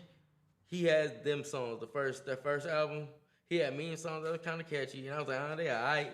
When we was at the club, all right, niggas like okay. But then when it came, I was like, yeah, I ain't about to just joke around with this nigga no more. Cause this shit is crazy. But so with that, it's like it's just a hard no for me. But most people won't have that backbone or can do that with shit. They just gonna pick and choose cause they like the motherfucker. Yeah, bro, these niggas will do a lot of shit for money and that's break their own rules. If it's for a check, the only way you still fucking with Gunna if you went hard by the snitching shit is if you trying to work with. Picking and choosing. Young Thug didn't rat. Young Thug didn't, but we saying Gunna. Niggas are picking and choosing when to fuck with Gunna. No, I ain't even talking about Thug. I'm talking about Gunna. Gunna, we talking about Gunna only. But Thug did rat, but I ain't talking about that. Gunna ratted. But we saying Gunna get a pass for ratting, and 6ix9ine don't. But that's what 6ix9ine saying. And technically, Young Thug, he said something, nigga. He dry snitched. That would be a dry snitch. You overly did it. You overly did it in the interrogation. Yeah, you motherfucking, you know what I'm saying? And that's he said, nah, Thug didn't rat. Cap. All right, bro, I feel you, bro. Go watch the interrogation video. I feel you, bro. For 2 hours. I ain't even no street nigga. I don't even care, cuz. Matter of fact, go to last October on our streams. I did a reaction to the Young Thug interrogation video, so you can see how niggas. He said, nigga, I just watched it. 6ix9ine asked him. Exactly, so you know what the fuck you talking about. Of everyone so knowing you know what the fuck. This nigga don't want to admit it. Telling Thug, look, we knew Gunna snitched and wasn't like that when he snitched the first time. So 6ix9ine is saying, if it can be fuck the streets for Gunna, why wasn't it fuck the streets for me? And instead of Bank being like, you know what, that makes sense. Or you know what, yeah, Gunna should have been put in the same boat. He's saying, oh, you just want to be accepted like Gunna. No, he's asking, why wasn't the same energy held when it was your people instead of me? And I feel like it's easier to pick on who you view as the outsider or the weaker person than it is to politic on your own people. Because alienating Gunna, who is still highly successful, if not the most successful person in this conversation, that's crazy. It's gonna be a whole lot harder to do than it is alienating 6ix9ine, right? And when you make that move against Gunna, you're taking a hit on your career. So this is the thing, realistically speaking, a lot of people feel like they would take a hit on their career if they side with 6ix9ine. A lot more people feel like they would take a hit on their career if they side against Gunna. Does that make sense? That's why a lot of people never really wanted to say nothing. And then the whole fuck the streets and we should all get together. Yeah, because that shit didn't affect him. So now y'all want features and to come back so everybody can keep making money and acting like shit didn't happen. Now that was the video of Gunna. That's the white boy, that's 1090J. That nigga did like 15, he did like 15 years in jail. And he came out. Said Gunna sold out anyway. man. That's why he turned in Europe and snitched on Thug the GOAT. Now I feel that. Yep. Because at the end of the day, you right. You right, bro. Fuck Ghana. Snitch ass nigga. Yeah. You got it, fam. Send the rose. Literally snitching on CNN, Crime Stoppers, whatever. Let police do their job. Hold up. Hold on, babe. Hold on, babe. Bro, you can stop hitting that bullshit, bro. You just walk nothing down, bro. You just showed the video. Hold up. You said Gunna didn't tell the first. He's got a button that says, I walk shit down. But again, BigBank is not going to agree with him at any point in time in this conversation because he cannot feel like he let 6ix9ine Fuck with your boy. get a win in this. He's not going to agree with nothing. They're 6ix9ine can show him flat out. Right? And Bank's going to be like, he the GOAT. You doing too much. Like, what the fuck? Hey, that's telling. All right. I'm asking you. 1, 2, and 3. Explain myself. That's a yes or no. Yes. Okay, and let me want to see how? Yeah, go ahead. You police? Why are you painting a picture for it? It's the streets. What did he say? He said somebody's name? I'm asking a question. I ain't defending the name. I'm asking you a question. Yo, hold on. Any nigga that walk on video like this looking like a dark deflecting. Nigga, that nigga Now telling on it doesn't everybody. matter if he identified what he was wearing. Did he say his name? It's just every excuse in the book. And honestly, I wonder if BigBank was thinking to himself, maybe I shouldn't have done this. Because now I'm looking some type of way for just coming up with excuses for everybody. He didn't say a name, but he identified what the shooter was wearing. Like that's not snitching. It doesn't count. You know what I mean? And this is exactly what 6ix9ine wanted. Apparently 6ix9ine paid him to be on his platform instead of the other way around. This is exactly what 6ix9ine wanted. He wanted somebody highly respected that sides with all of these guys to come through. I don't know why Bank didn't check that shit out, 6ix9ine or cuss or get loud like 6ix9ine was instead of piping down and halfway agreeing with 6ix9ine. Cause what is he going to say when you got pure evidence of your niggas doing shit and we picking and choosing when to say something? Tell us that, honey, man. What you supposed to do then? Like, cause then you 6ix9ine at that point. Hey, hold on. Take your partner, take Thug out of it. Imagine you and me sitting down with like them, and I put on the screen your partner telling whoever the fuck your partner is, your partner telling, and you trying to tell me that ain't him when we looking at the fucking video of him telling. How you gonna tell me he ain't telling? He said, I don't agree with Gunna. He told.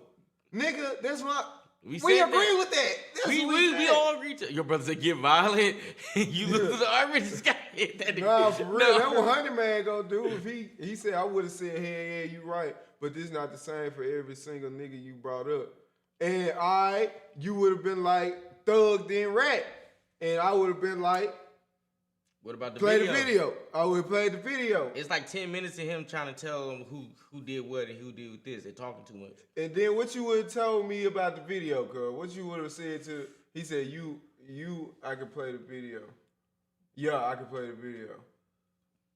That's what you would have told me, cause I would have played the video, but you would have seen Thug saying whatever he said, and then you would have been like, nah, it's not the same. But you said Thug the GOAT, cuz if we gonna talk about it, you gotta at least admit that video a little funny. You know what I'm saying? You gotta admit you biased a little bit. What parts would y'all have brought up? What with the Thug interview? Yeah. Well, if we was talking on the Thug part, my first thing would be when he's talking about the shooting that happened on Lil Wayne's tour bus that helped his road manager get 8 years in jail.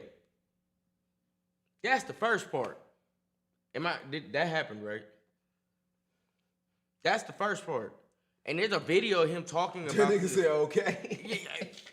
Look it. So that video right there, you bring that up. Now what do you tell me after that? He said, what exactly did? Hey, nigga, we ain't doing that. This nigga want us to, cause we ain't the detective. I'm not doing the job for you. The nigga told, cuz. Just but know that. If you say he didn't tell, he didn't tell. But if you ask us, he told.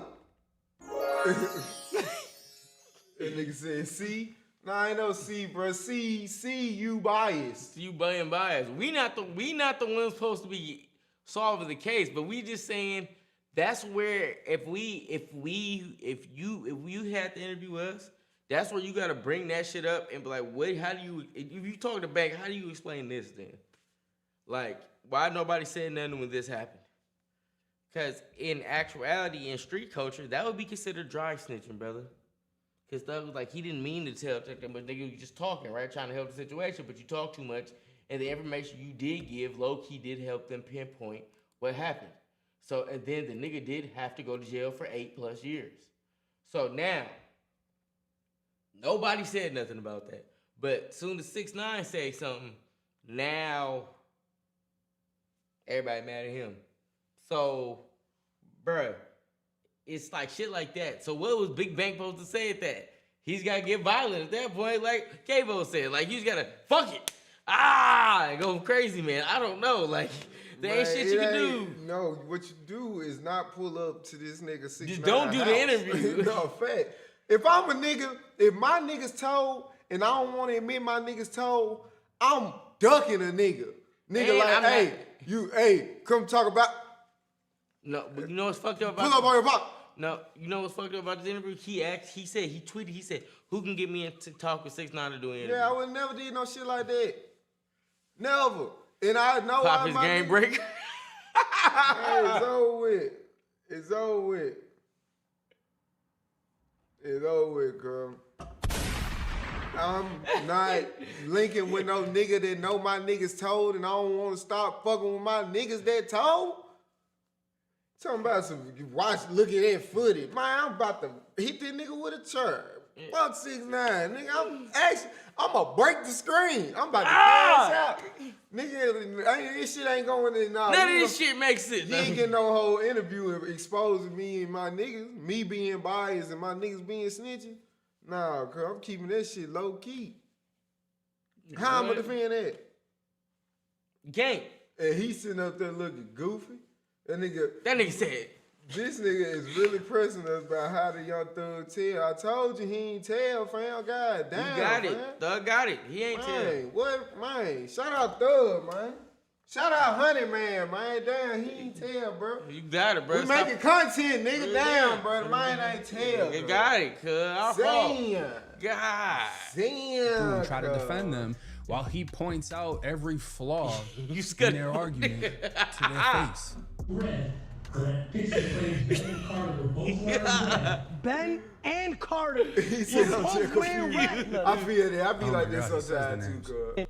I ain't pressing you, no. I just loud as fuck. What he said, funny. Content.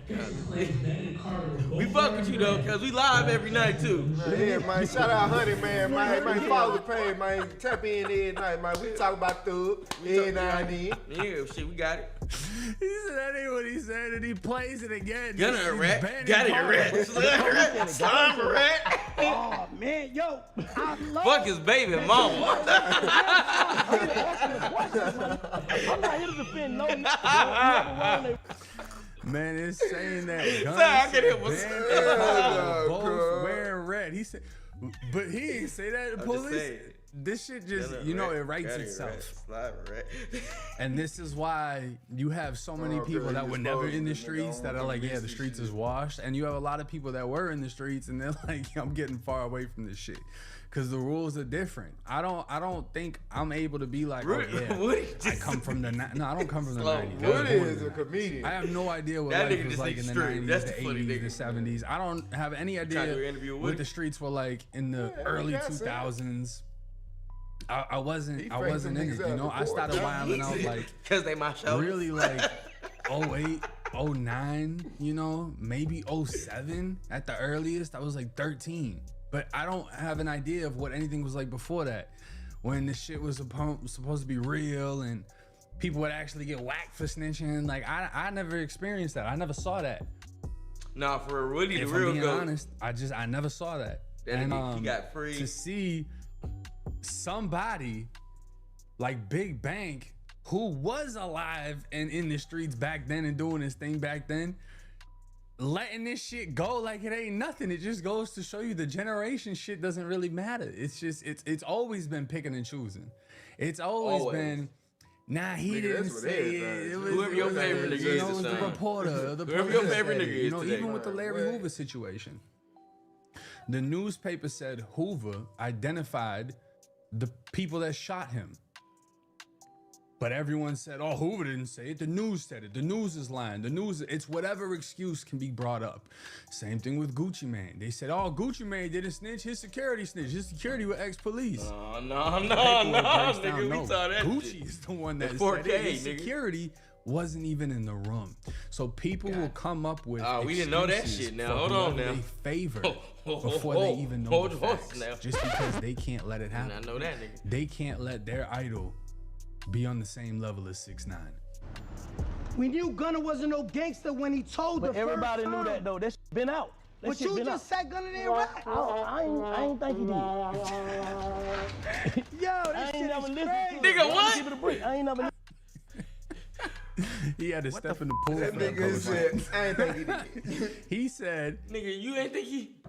What the f does that mean, Kobe Bryant? Bro, that's what we said. Nigga, pick and choose it, cuz. If it's not fucking with snitches, be that. But you gotta be that. But you can't be that, cause don't nobody be You that. must have hit that nigga. Nah, Bring that nigga Bill. Bring that nigga Bill. He said he'll see the third interrogation reaction. It's back from October last year, cuz. You gotta scroll. You gotta go to the YouTube page, the Real Honesty Network on YouTube. It's on our YouTube page. Yeah, you go. It's like October. Whenever that, right when all that thug shit happened, I reacted to all that shit. y'all knew this, Bank said, yeah, everybody knew that. And then he said, but you said he didn't tell. And then he says, well, I don't think he did. It's you can't win. You can't win. I don't want to disrespect Bank, you know what I'm saying? But there's like a quote or whatever when it's like, if you argue with a fool, you become the fool. If you argue with somebody in denial, what are you doing besides stressing yourself out? I'm not saying Bank's a fool, but Bank is in denial. And clearly it comes from favoritism.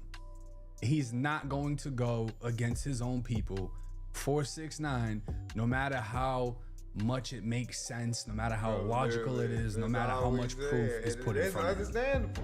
When you Fuck sat you, nigga. down I'm not with letting Young him Thug, prove your point. you They let my him lie friends, to you, fuck nigga. And I see when you try to But tell him that's- nah, you That's did what that. it is, though. But when you sat with Young Thug, you let him lie to you to control narrative. Well, You lie lied what? to me, Lush. Bro, you just tell me, bro. Nah, you ain't gotta play this it. your interview. You just tell me, bro. You ain't gotta play it. What the f does that mean, Kobe Bryant? Nigga, what are you talking about? Hey, he tired of the receipts. He's like, man, just talk, man. God damn, motherfucking receipts and shit proving your point, nigga. Fuck the proof. Let's just talk. Let's assume. let's just assume. Why we gotta prove points? This nigga crazy, bro. He said, yeah, I'm about to play it. Hold on, nigga. You ain't even gotta do all that. You ain't even gotta do all that, my nigga. Like, dude. I think that picture make it even worse. That shit funny, yeah. That nigga said, nigga, he wasn't in denial. Bank just him. I forgot. Thug fans still in there. Yep. Shout out to Thug, Man, at the end of the day, good. Your ass know what's going on. You suffer from the same shit BigBank suffer from, and that's cool. Them my niggas. That's my nigga. Them my nigga syndrome. I know favoritism. I do it. It's cool. But just know I know, nigga. I know what's going I know, on, nigga. And I told you, Thug didn't rat, nigga, but I know, nigga. I know what's going Just on. know. Nigga. He said, I'm not doing this shit. I'm not doing this shit. We just said. Man, it's all good. Don't worry about it. Shout out Thug. Shout out Thug, man. Weird that he's saying this because it's almost like he doesn't want 6ix9ine to play the proof for him. He just wants to be able to have a conversation without the facts. So at that point, it's just going to be based on whose memory is better than the other. 6ix9ine's going to say one thing. Bank's gonna deny it, be like, that ain't how it went. So 6ix9ine's like, well, fuck that. We're gonna rewatch it. No, wait, don't do that. YouTube ain't gonna let us. They ain't gonna let us do that. They're not gonna. Well, this whole interview was posted on Bank's channel. It's not on 6ix9ine's channel. 6ix9ine, I don't even think has a YouTube channel like that. He's doing this shit through Kick or Rainbet or whatever it is. But Bank doesn't want him to show him what actually happened. He just wants to be able to deny it without the proof, which is crazy. Get back on deck that bitch. Shout out man. He said, I ain't letting this go, fuck nigga. I'll be back. If the audio I'll is be trash, back. because 6ix9ine's playing that on the speaker and it's being recorded. He's basically talking about when Young Thug was in the interrogation room and told the officers, look, I make promises. Which was like the biggest red flag out of the entire thing when he sat down with the police. That's what he's talking about right now. So, go ahead. I think Bank might have had somebody sitting there like, hey, if this shit gets bad, call me so we can take a little break. Y'all know that trick. Thing. What makes you? Hey, hello. Trick the police. Yeah. Boss call a dude. Hear his answer. Hear this stupid He answer called him they to cut said. this fucking interview, nigga. Man, I'm bitches smart. Bro, it's just like movies. That was his answer. You said, what makes y'all think y'all could trick the police? He looked at you dead in your face and said, movies. Yo, it's like movies. But what I supposed to do? You need to say, hold on. Hey, 100 man, you see that?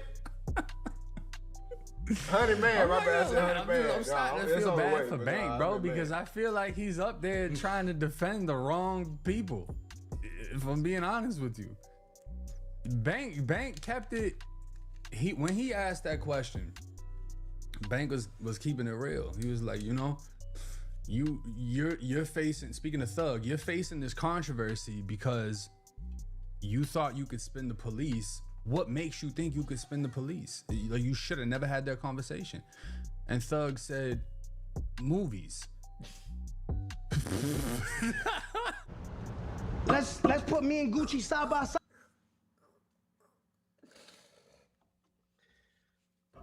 What the does that mean, Kobe Bryant? Man, just what he said, cuz. Movies.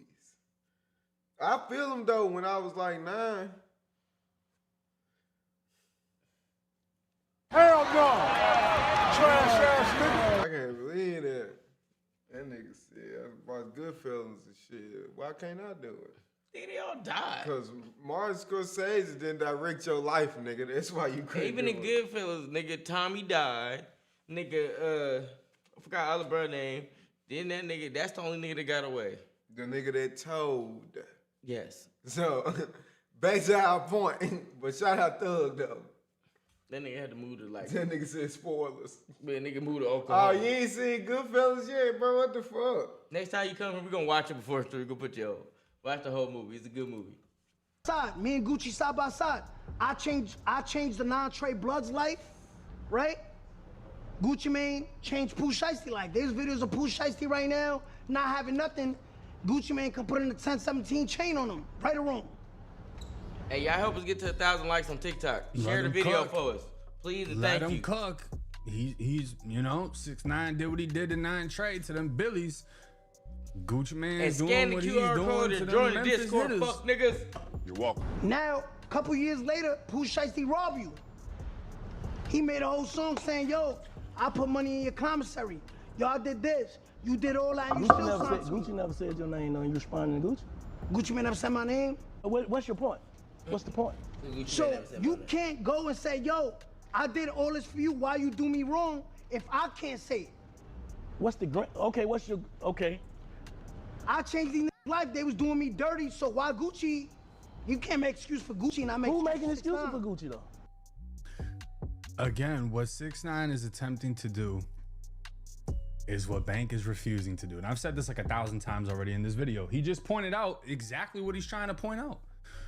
Gucci's, you know, everybody's like, oh man, Gucci gave them chains, Gucci gave them money, Gucci gave them fame, and then they went and robbed Gucci. Gucci ain't wrong for snitching.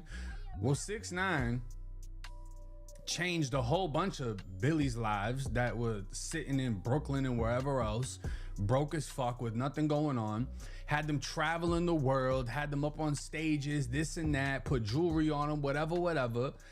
Basically let them live a life they would have never lived if not through I found him. The video. I did a 3-hour reaction to that shit. And then they kidnapped him, robbed him, did what they did to him, and he snitched, but nobody was coming up with excuses for 6ix9ine. Appreciate you, and bro. Bank is refusing to even understand how the two things are exactly the same. It's kind of crazy. Now, we're not going to go through the whole, let me see, how long is it? damn near 2-hour interview because it's all the same thing. 6ix9ine Drake is just ain't destroying him with bankroll. the contradictions. But we are going to take a look on Instagram because 6ix9ine posted a clip. And Whack 100 actually responded to this interview calling out BigBank. Now, 6ix9ine would say he fucked up the moment he sat down, laughed my ass off. BigBank ATL, nah, bro, you cool, my black brother. Thanks for the interview. He come Black from? brothers. I don't know, bro, because you told on some brothers. You told on some black men, and you're a Mexican probably. Oh, cool. And you That's how niggas probably feel like that. So he asked him, where does the hate come from? And he's saying it's because he's Mexican and he told on black people. So this is what I'm saying. So I told him some brothers. Who killed Nipsey? A brother. For sure. Who killed Vaughn? For sure. A brother. For sure. Who killed PNB Rock? A brother. For sure. Who killed Pop Smoke? A brother. Who killed Biggie? A brother. Who killed Tupac? A brother. Who killed Slim 400? A brother. Who killed... Bro, I want to be Martin walk King. shit down, nigga! Don't say that. India, what's good? What up, India? How you doing? It doesn't matter though, bro. It doesn't matter. None of that matters until you do it. Facts. Everybody down the same way. None of that matters because all they skin gonna folk say, ain't kinfolk. well, that's our business. That has nothing to do with you. That's what I hear when I make videos on people. Well, why are you speaking on us? Why are you speaking on us? Why are you speaking? Well, because it's different when it's somebody else doing it. Now, Whack 100 would post a screenshot saying, I'm glad I've always been a wolf. When I kicked the door in 2021 and interviewed Lil Bro, they ridiculed me. Now they beg the same man for an interview that I told the world I'm gonna do me regardless. 21 Savage. Is BigBank lame for sitting down with 6ix9ine like you said about me? I stay ahead of the curve, download and subscribe, right? This person would say BigBank was paid for this interview, no other way around it. 6ix9ine needed this interview more than Bank. So he's basically saying that as long as you get paid, you can work with 6ix9ine. But if you do it in any other way, you're lame. And then a lot of other people are agreeing with Whack, saying real shit. Salute Whack, I give you that. 6ix9ine destroyed Bank, 21 gonna duck the question. Facts. I wish Bank never did this shit. So at the end of the day, I don't know why he did this shit. That's a pretty decent chess move by Whack. Savage, you called me lame for sitting down with 6ix9ine, but now one of the biggest OGs in Atlanta who you sat down with is sitting down with 6ix9ine. What is the excuse? Because he was paid? Because a lot of people also, including myself, gave Kodak Black a lot of shit for sitting down with 6ix9ine. Kodak Black had just shouted me out at Rolling Loud like maybe 2 years ago or 3 years ago. And right before he shouted me out on the stage, he sat down with 6ix9ine. And I was like, what the fuck? Like, how you gonna shout me out? Because, you know, back then I was affiliated. And you were rocking with the Bloods in prison, but then you came home and did a song with 6ix9ine who put away the same Bloods that you were rocking with. And it didn't make sense to me at the time. And you know, he got paid $1 million to do it. And to a lot of people, that sounds fucking amazing. And then now I look at it in 2026 like, damn, you know what? I feel like I owe Kodak Black an apology. That man got $1 million for that shit. And you got motherfuckers walking next to Gunna and Thug and plenty of other people for free. For free. And then I get any hate for it. And Kodak went and did a song for $1 million. And I was hating on him for that? That's my bad. The fuck wrong with me? Am I gonna deny $1 million to go sit down with 6ix9ine right now? Fuck no. Because what difference is it gonna make on my career? I have people hating on me for exposing rats. I have people hating on me for just speaking on shit because I'm white. It's not gonna make a difference in my career because I'm already hated on without even doing it. Now Whack will continue with another post saying 6ix9ine great job. Bow down to that which is greater than them. He's out of because I'm like, I know it. Down. Listen, let's walk this shit down. 5 years ago, when I get the call from Act, 6ix9ine want to interview with you. You up for it? For sure. What the streets gonna think about you? Nigga, the streets. When I did it, y'all heard 21 Savage come on there and say, yo, Whack, that was lame. You interviewed 6ix9ine, everybody talking. when this Valley ninja kicked the door in, when this wolf chose his own path. And to this day, me and little bro, me and Daniel, 6ix9ine, whatever you want to call him, we straight, we tight, we solid. Now I look up Big Bank's going there. I want to hear all y'all call him a lame.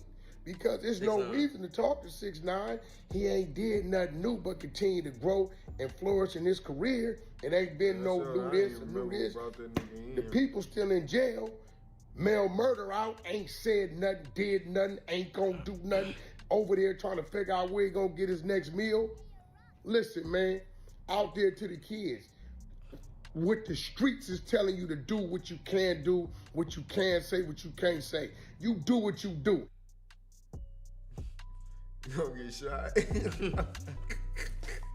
In the face. Yo. That shit, bro. Yo, did you watch that shit? Hey, you know what's crazy is if you had FaceTime me right now, I'm literally recording my reaction to the shit. Like right now, my camera's on. No, his ass like that shit. Yo, bro, I killed him. Y'all see? So it's like, this is the thing, right? If BigBank can sit down and speak with 6ix9ine, he said, I can sit down and speak with 6ix9ine. And you know what's crazy is I've had conversations with him on the phone. And it's nothing like what y'all see on the internet. He very much speaks about God, speaks about being blessed in the situation he's in, and he speaks on karma and how a lot of people wanted to see his downfall, his demise. And those same people don't call out people that have literally done the same thing as him. And it's like, I would be lying on behalf of other people if I said, yeah, that doesn't make sense. It does make sense. We all can clearly see people picking sides, choosing favorites, etc., etc. And it's like, even with Charleston White, initially everyone hated Charleston White until they saw him popping people and hitting people with shit and linking up with rappers. And then people were like, oh, you know what? He's good. He's good. He told in his case, and he'll tell on you right now, but he's standing on it and he's with the shit. And now no one cares. And me and Charleston White even had a conversation because he used to talk mad shit about me. Then we got on the line and he was like, yo, I understand me and you got the same mission. We just exposed the bullshit. People will hold this motherfucker and idolize him like he's God. But then you'll find out he did some shit and they don't hold him to the same standard as somebody else because it's easier for them to get at him. It's almost like bullying. Whoever's the easier target, we're gonna target. But when you go at somebody big, they don't want to do that. Thanks. Let me know y'all's thoughts and comments in the comments section. It's 1090 Jake. I'm rocking with y'all, y'all rocking with me. Till next time. All right, Travis. Shout out 1090 Jake. But yeah, y'all see what the fuck going on. This nigga BigBank got put in the trick bag in the motherfucking blender, nigga. Spin cycle. Worst decision of the month for this nigga. He get donkey today. Of the month. That donkey of the month? Yeah, this gonna last for a little second. This one's gonna burn. Yeah, sting a little bit. It's gonna summer. Cause you gotta bring up, you got the initial video, and then you got everybody that was mentioned, however they feel, and all the people that's gonna react to it. So it's gonna simmer for a little minute. Wow. Shit fucked up. My cheese Louise, bro. Niggas fucking up, man. But I mean, it's just questions. Like, but it just boiled down to what niggas already said. It's just picking and choosing, and that's in everything, not just snitching, nigga. That's just life. Like, nigga, if somebody I super duper fuck with do some shit, it's a high chance, like, everybody don't do that, but it's a high chance people gonna be biased to who they fuck with versus what's right or wrong, true or false, the principle or not. Like, just look at mothers and fathers that have murderers as kids. Like, they know this, or they don't, but they find out, they get the evidence, and they just in denial. But I mean, it's their child. What you expect, how you expect them to act? They gon', you know what I'm saying, try to find a way that this is wrong. My child didn't do this. It's like, but they did. Mm-hmm. It's just what it is. They did that. Sorry. Bruh, it's true. You're not lying there. So, like, bruh, y'all just got to understand, bro.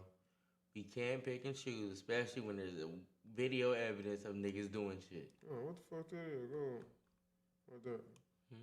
This one? Mm-hmm. Father shooter.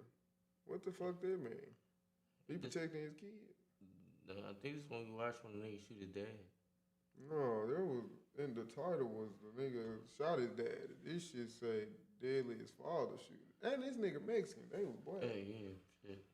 You wanna go here? Yeah, see what they talking about. Motherfucking SWAT team. Crime time. Called 911 saying he SWAT shot. team for this. What name they finna say? Hold on. Also, he sent the argument to add to watch later. He sent the link for that Big Lurch shit. Oh, yeah. How long is this shit? We gonna watch this shit. We've been waiting on that. Yeah, and then we can I end mean, on he this. been waiting on it. We gonna watch the Big Lurch. Then we gonna end on this one. Yeah. Hold on. All right, hip hop nigga, sober up, nigga. It's time. Nigga, you been begging us for this shit. Shout out to all 328 niggas that watched tonight. Shit, bro, we've been doing decent. We've been doing decent, y'all. Let's see what this one doing cool.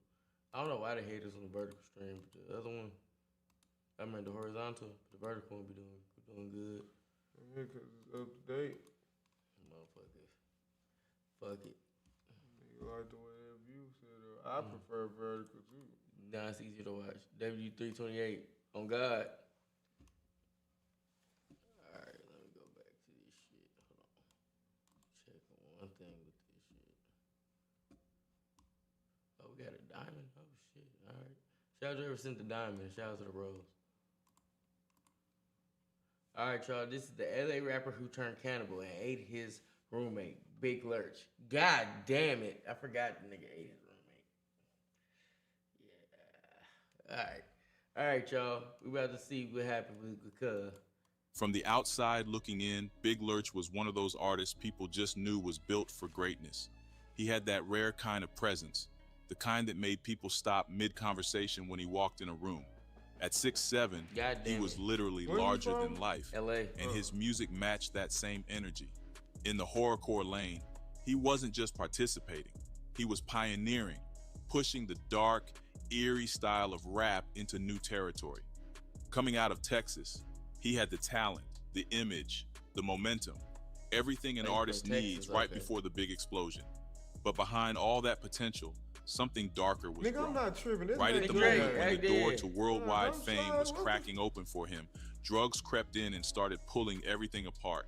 And the deeper he slid into that addiction, the more his life veered off the tracks. What happened next didn't just derail his career, it turned into one of the most violent, disturbing stories hip-hop has ever seen. A moment that left the whole industry shocked and left his legacy tangled in tragedy.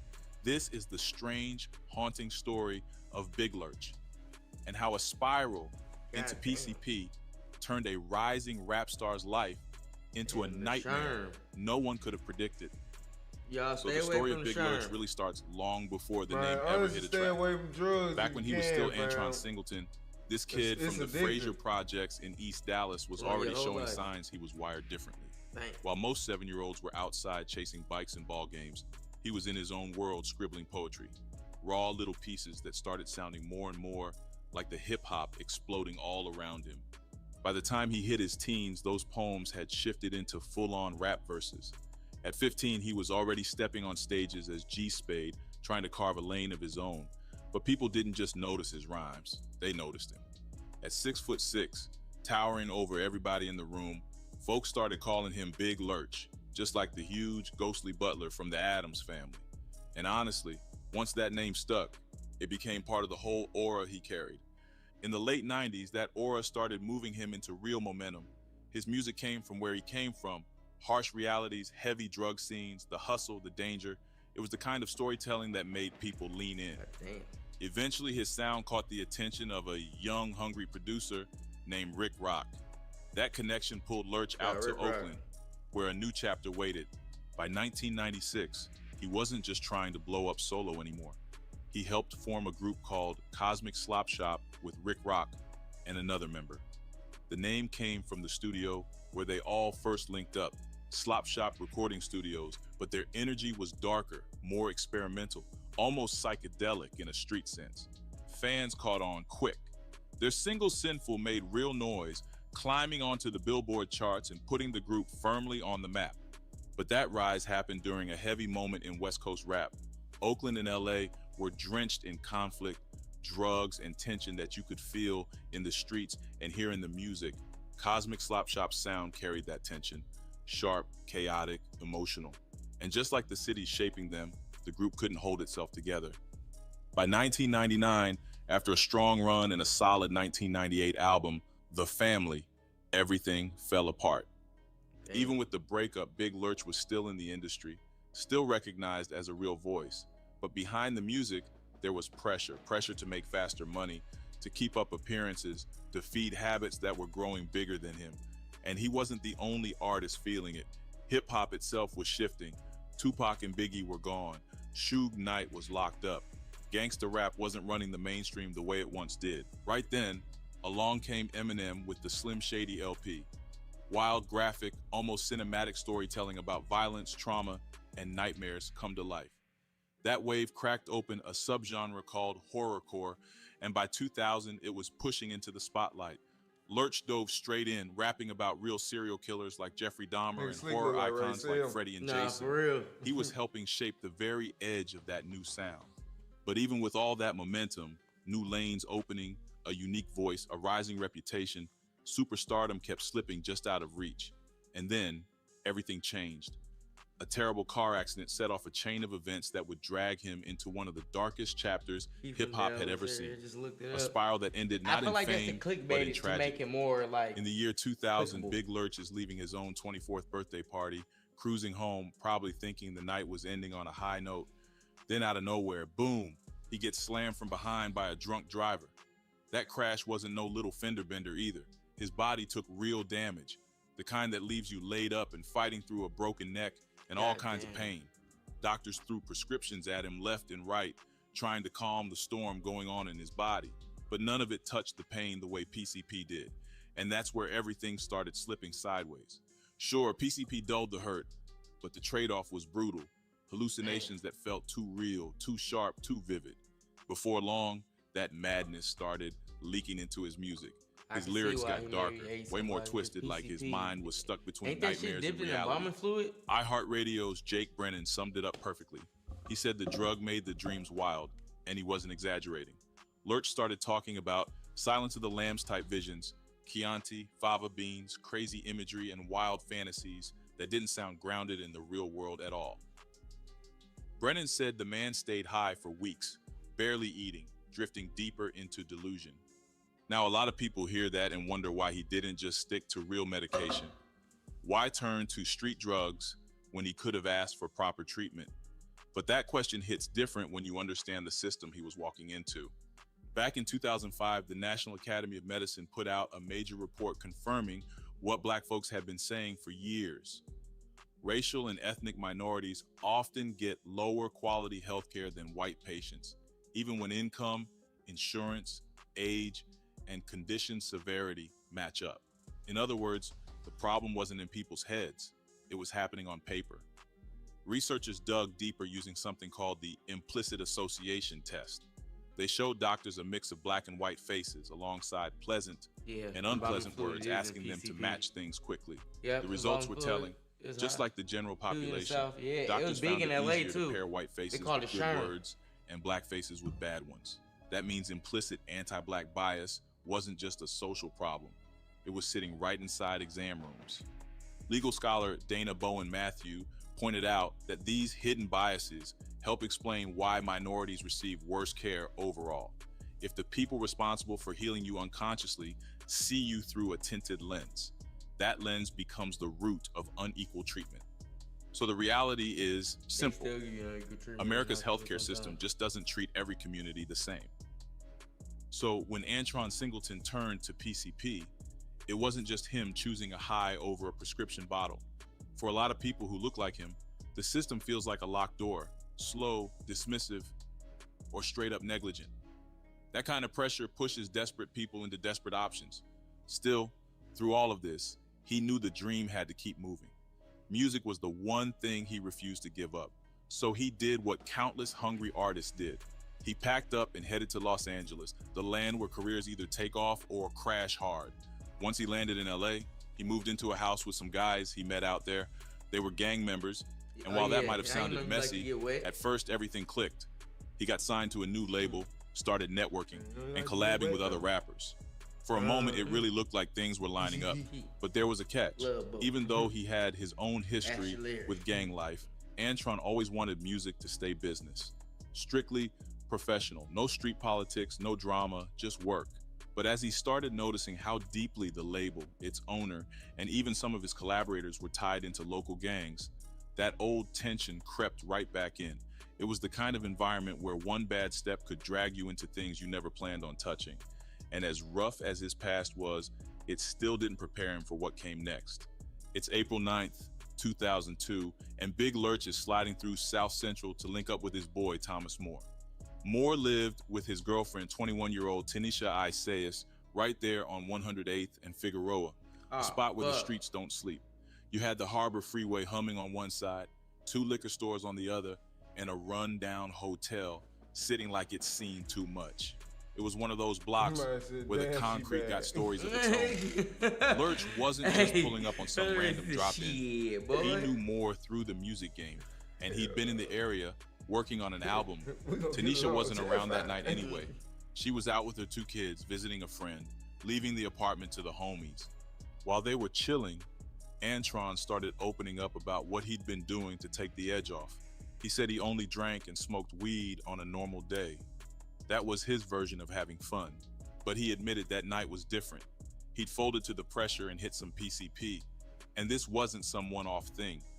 According to him, the stuff was getting passed around non-stop, dipped cigarettes in that liquid, each one heavier than the last. He even remembered thinking it was strange how much they were pushing his way. Now, PCP ain't no lightweight drug. It's that heavy numbing stuff that makes people feel invincible while it tears their mind apart. It can throw someone into a full psychotic break, the kind where the line between real life and imagination disappears. Anyone on it can become a danger without even knowing it. Fast forward to the afternoon of April 10th. Lurch is dragging himself around his beat-up apartment, and the pain in his body is roaring back like it never left. Whatever little relief he had from the night before, gone. And when he realizes he's out of everything, that darkness in his mind kicks the door down. It's like every disappointment, every hurt he ever buried starts screaming at him all at once. Desperate and spinning, he jumps in his car and heads right back to Moore's apartment, chasing more PCP. And this is where his story falls apart. Lurch claims the last clear memory he has is that drive back. After that, nothing until he woke up in jail, facing a murder charge. But the people who were actually there that day, they remembered a whole lot more than he did. On that day, Derek Christopher pulled up to Moore's apartment just trying to buy a little weed. Derek was handicapped, so Big Lurch did him a solid and carried his wheelchair up the stairs. Once they got inside, Moore told Derek to stay put and keep an eye on 2 people, Tanisha and Big Lurch. Derek asked why, but Moore just brushed him off like the question didn't matter. While they waited, Derek and Lurch started chopping it up. Lurch even let him hear some of his music, but while they were talking, Derek caught a strong chemical smell creeping through the apartment, that PCP funk that hits the air like poison. Derek later testified that Lurch looked faded, slow, like he was drifting. But then he walked it back and said he wasn't actually sure Lurch looked high at all. He said he smelled the drug, but everything in the apartment still seemed normal. Then Tanisha went into the bathroom and something in the energy just shifted. Derek noticed the way Lurch looked at him, a look that told him something was off. He said he could read the little signs, and the vibe in the room suddenly turned wrong.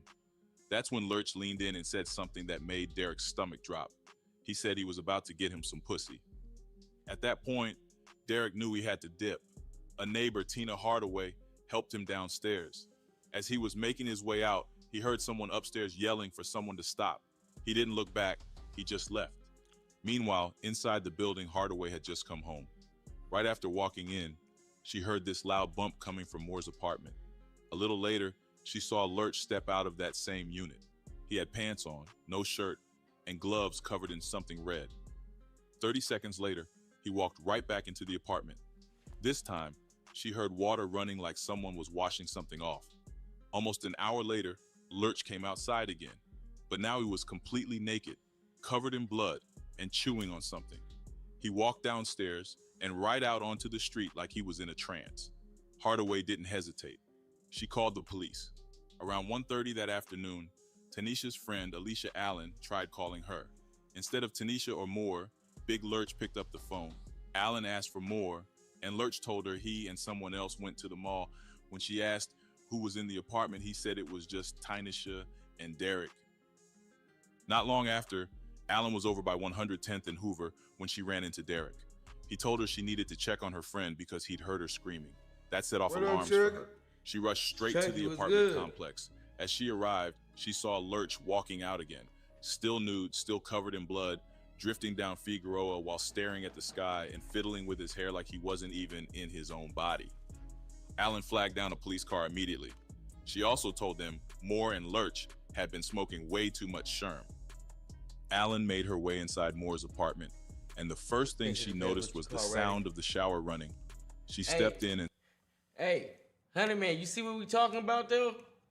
Cause you just talking too much. So that is dry snitching. If he's not full snitching, he was trying to help out Roscoe, but it's still you dry snitch. What dry snitch? You didn't intentionally snitch, but you still snitched nonetheless. What's the underlying point? Did you snitch or not? Not the semantics about it. Yeah, literally, bro. The semantics only benefit if you trying to prove a point that he get a pass.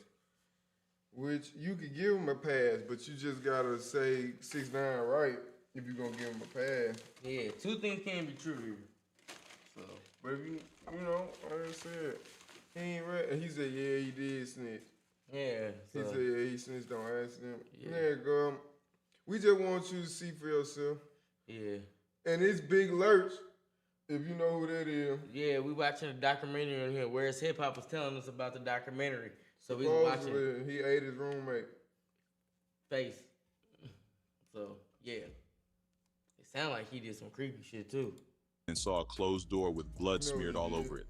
When she walked into Tanisha's room, her worst fears came true. Tanisha was lying there, nude, her body brutalized. Her face was mangled with clear bite marks. Allen said her chest looked cut or smashed in, and he saw pieces of human tissue scattered on and around her body. It was a scene straight out of a nightmare, one no one in that building would ever forget. Around 2:20 that afternoon, two LAPD officers, Melvin Hernandez and his partner, were cruising down 108th Street, right near where Big Lurch had been staying. That's when they saw something that made them hit the brakes. Big Lurch was out there on the sidewalk, completely naked, moving like he wasn't even inside his own mind. By the time they pulled up on him, he was full on gone, sprinting down the street with no clothes on, snatching at his own hair, barking like a dog, and staring up at the sky like he was waiting for something to fall out of it. He was dripping in sweat and covered in blood, her blood, stumbling around under the grip of that angel dust. When the cops boxed him in, Lurch barely reacted. His eyes stayed locked on the sky like he couldn't hear or process anything happening around him. As the officers got closer, they saw the blood smeared across his body, the red soaked into his goatee, and even pieces of flesh stuck to his face. It was the kind of sight that freezes even veteran cops. They hopped out the car and gave him orders. Hands up, get on your knees, lie down, spread your arms. And even in that wild state, Lurch followed every command without a fight. They cuffed him, sat him in the back of the patrol car, and headed toward the station. On the way there, before anyone asked him a single thing, he suddenly blurted out, asking if he had killed her. He said it more than once, panicked and confused, but he never said anything about killing the devil or any of the rumors that floated around later. Meanwhile, Detective Jankowski made his way into Moore's apartment. In the bedroom, he walked into a scene straight out of a horror movie. Tanisha's chest had been ripped open, and a human organ, plus part of another, was lying next to her. It's all Her about how body you was feel, covered girl. in You deep ain't cuts, gotta go off tears, what and we bruises. say. Right If you underneath feel like her, he ain't they snitch, found he a ain't knife snitch. with the blade snapped. The missing piece was located right beside her, confirming it broke during the attack. A trail of blood stretched from the bedroom to the bathroom, and inside things only got stranger. Blood-soaked clothes were stacked neatly by the tub, the shower was still running, and the blood trail continued out of the apartment. Later, a blood splatter expert from LAPD testified about what the pattern showed. In the bedroom, the stains indicated someone had been struck repeatedly with a blunt object. In the bathroom, there was blood mixed with water on the counter. Putting all of it together, the expert concluded that Tanisha was attacked in the bedroom with the door closed, and after the assault, the attacker moved her and headed into the bathroom, leaving that trail of blood behind. When the coroner finally examined Tanisha, the findings were devastating.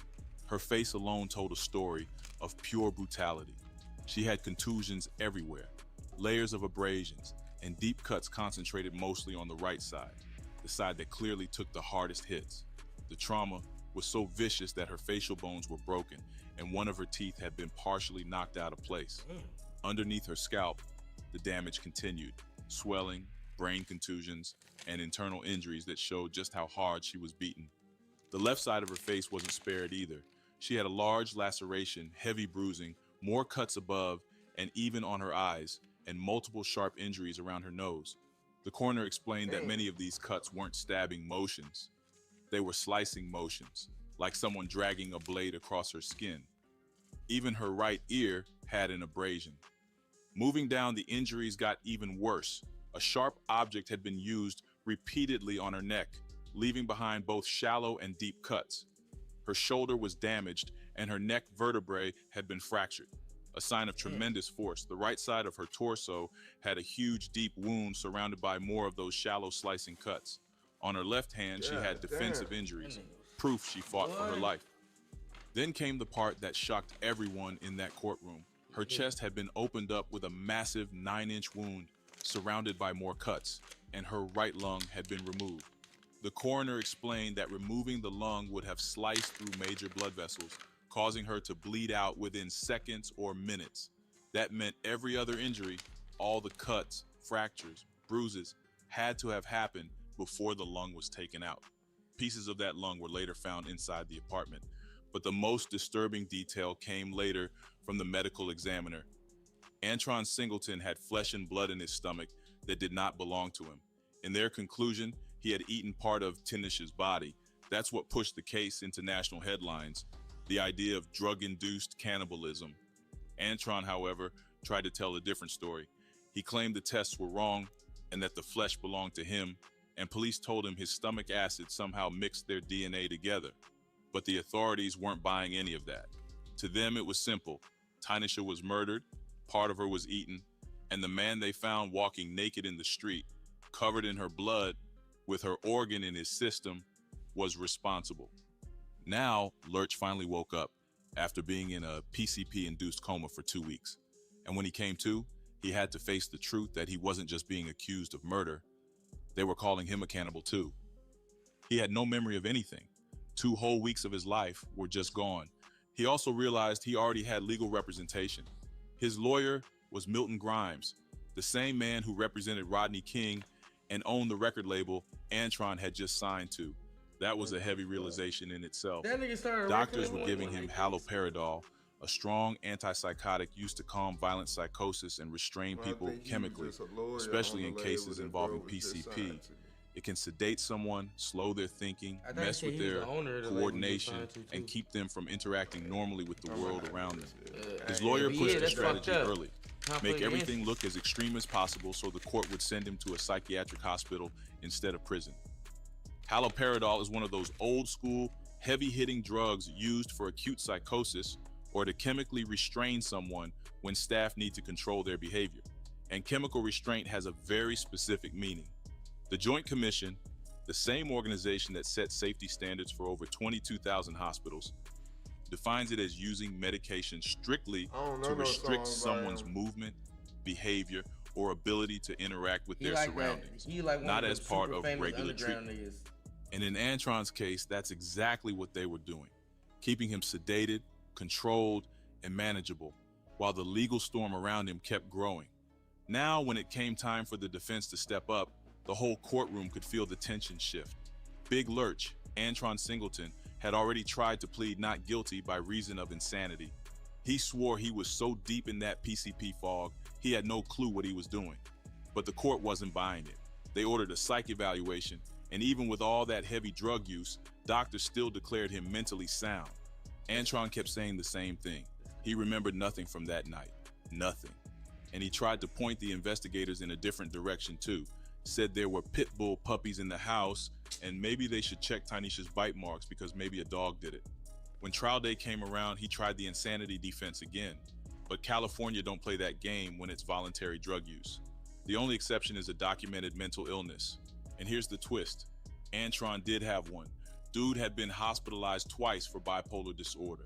But he claimed his own lawyer, Milton Grimes, wouldn't even bring that up. Then the prosecution made a cold move. They brought Antron's own rap lyrics into the courtroom and played them in front of the jury. They pulled lines straight from his song, I Did It To You, listing off horror villains and serial killers like he was reading from a roster of nightmares.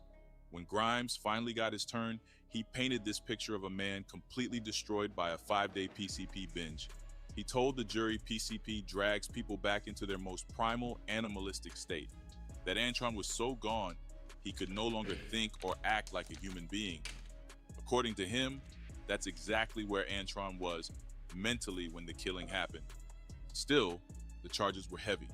First-degree murder with torture and aggravated mayhem. The prosecutors didn't go for the death penalty, but if convicted, Antron was staring at life without parole. During the prosecution's opening, Deputy District Attorney Drew Josfon didn't hold anything back. He told the jury he would prove that Antron knew exactly what he was doing, that he waited until he and Tanisha were alone before attacking her. Josfon hit the courtroom with brutal details. Tanisha, a mother of 2, was alive while her cheek was being consumed, alive while her chest was being hacked open. He said she was cut 4 times before the final blow that ended her life. The defense countered by saying Antron had long-standing mental health issues triggered by drug use. Grimes told the court his client suffered from severe PCP psychosis, had been hospitalized multiple times, and experienced hallucinations so intense he once growled like an animal during questioning. Grimes argued that Antron had basically acted out the violent fantasies in his lyrics, not because he was evil, but because he was out of his mind. Then came the witnesses, and that's when the courtroom atmosphere truly shifted. Detective Raymond Jankowski described the scene he found at the apartment on 108th and Figueroa. He told the jury Tanisha's chest was ripped open, a broken knife blade lay by her shoulder, and parts of her right lung looked chewed. Later tests backed up what he saw. There was blood and flesh in Antron's stomach that didn't belong to him. Then Tanisha's friend Alyssa Allen took the stand. She told the court she saw Antron outside around noon, completely naked, covered in blood across his chest, stomach, and mouth, staring at the sky like he was somewhere else entirely. After flagging down a cop, she ran upstairs and found Tanisha lying dead on the bedroom floor. She fought tears as she said her friend was cut up really bad. Tanisha's boyfriend, Thomas Moore, testified that he and Antron had been smoking PCP the night before. And through all of this, her mother, Carolyn Stinson, sat quietly in the back. Hearing the details, she couldn't stop herself from whispering that it was gross.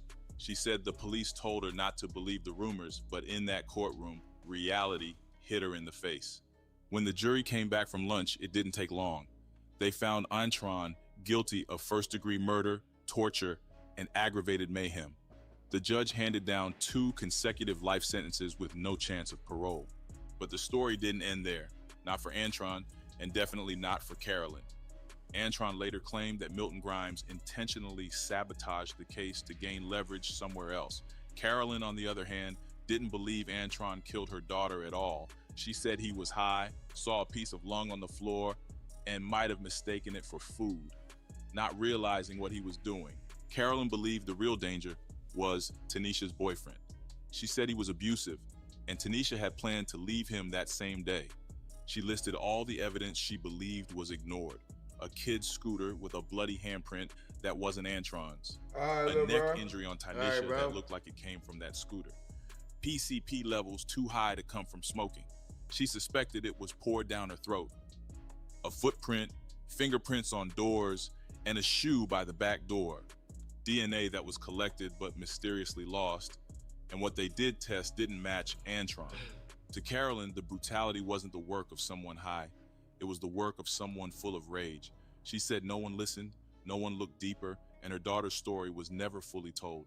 Her final point cut through everything. To her, Antron never got a fair trial. Now, once Big Lurch hit that prison yard, the chaos outside didn't slow down one bit. Almost immediately, his label, Black Market Records, dropped his debut solo album, It's All Bad. And the craziest part, they did it without even asking him. No approval, no discussion, nothing. Jake, the commentator who dug into this case, called it exactly what it was. Straight up opportunistic and exploitative, and honestly, naming the album It's All Bad almost felt like fate. The perfect, grim stamp on the whole disaster his life had become. And the music? Man, the music was a dark storm all by itself. When people looked at the lyrics to I Did It To You, it felt like he'd written a horror script for his own future.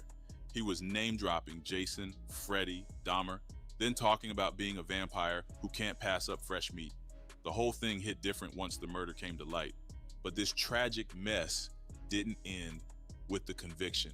A few years later, Tynish's mother came back swinging and filed a wrongful death lawsuit.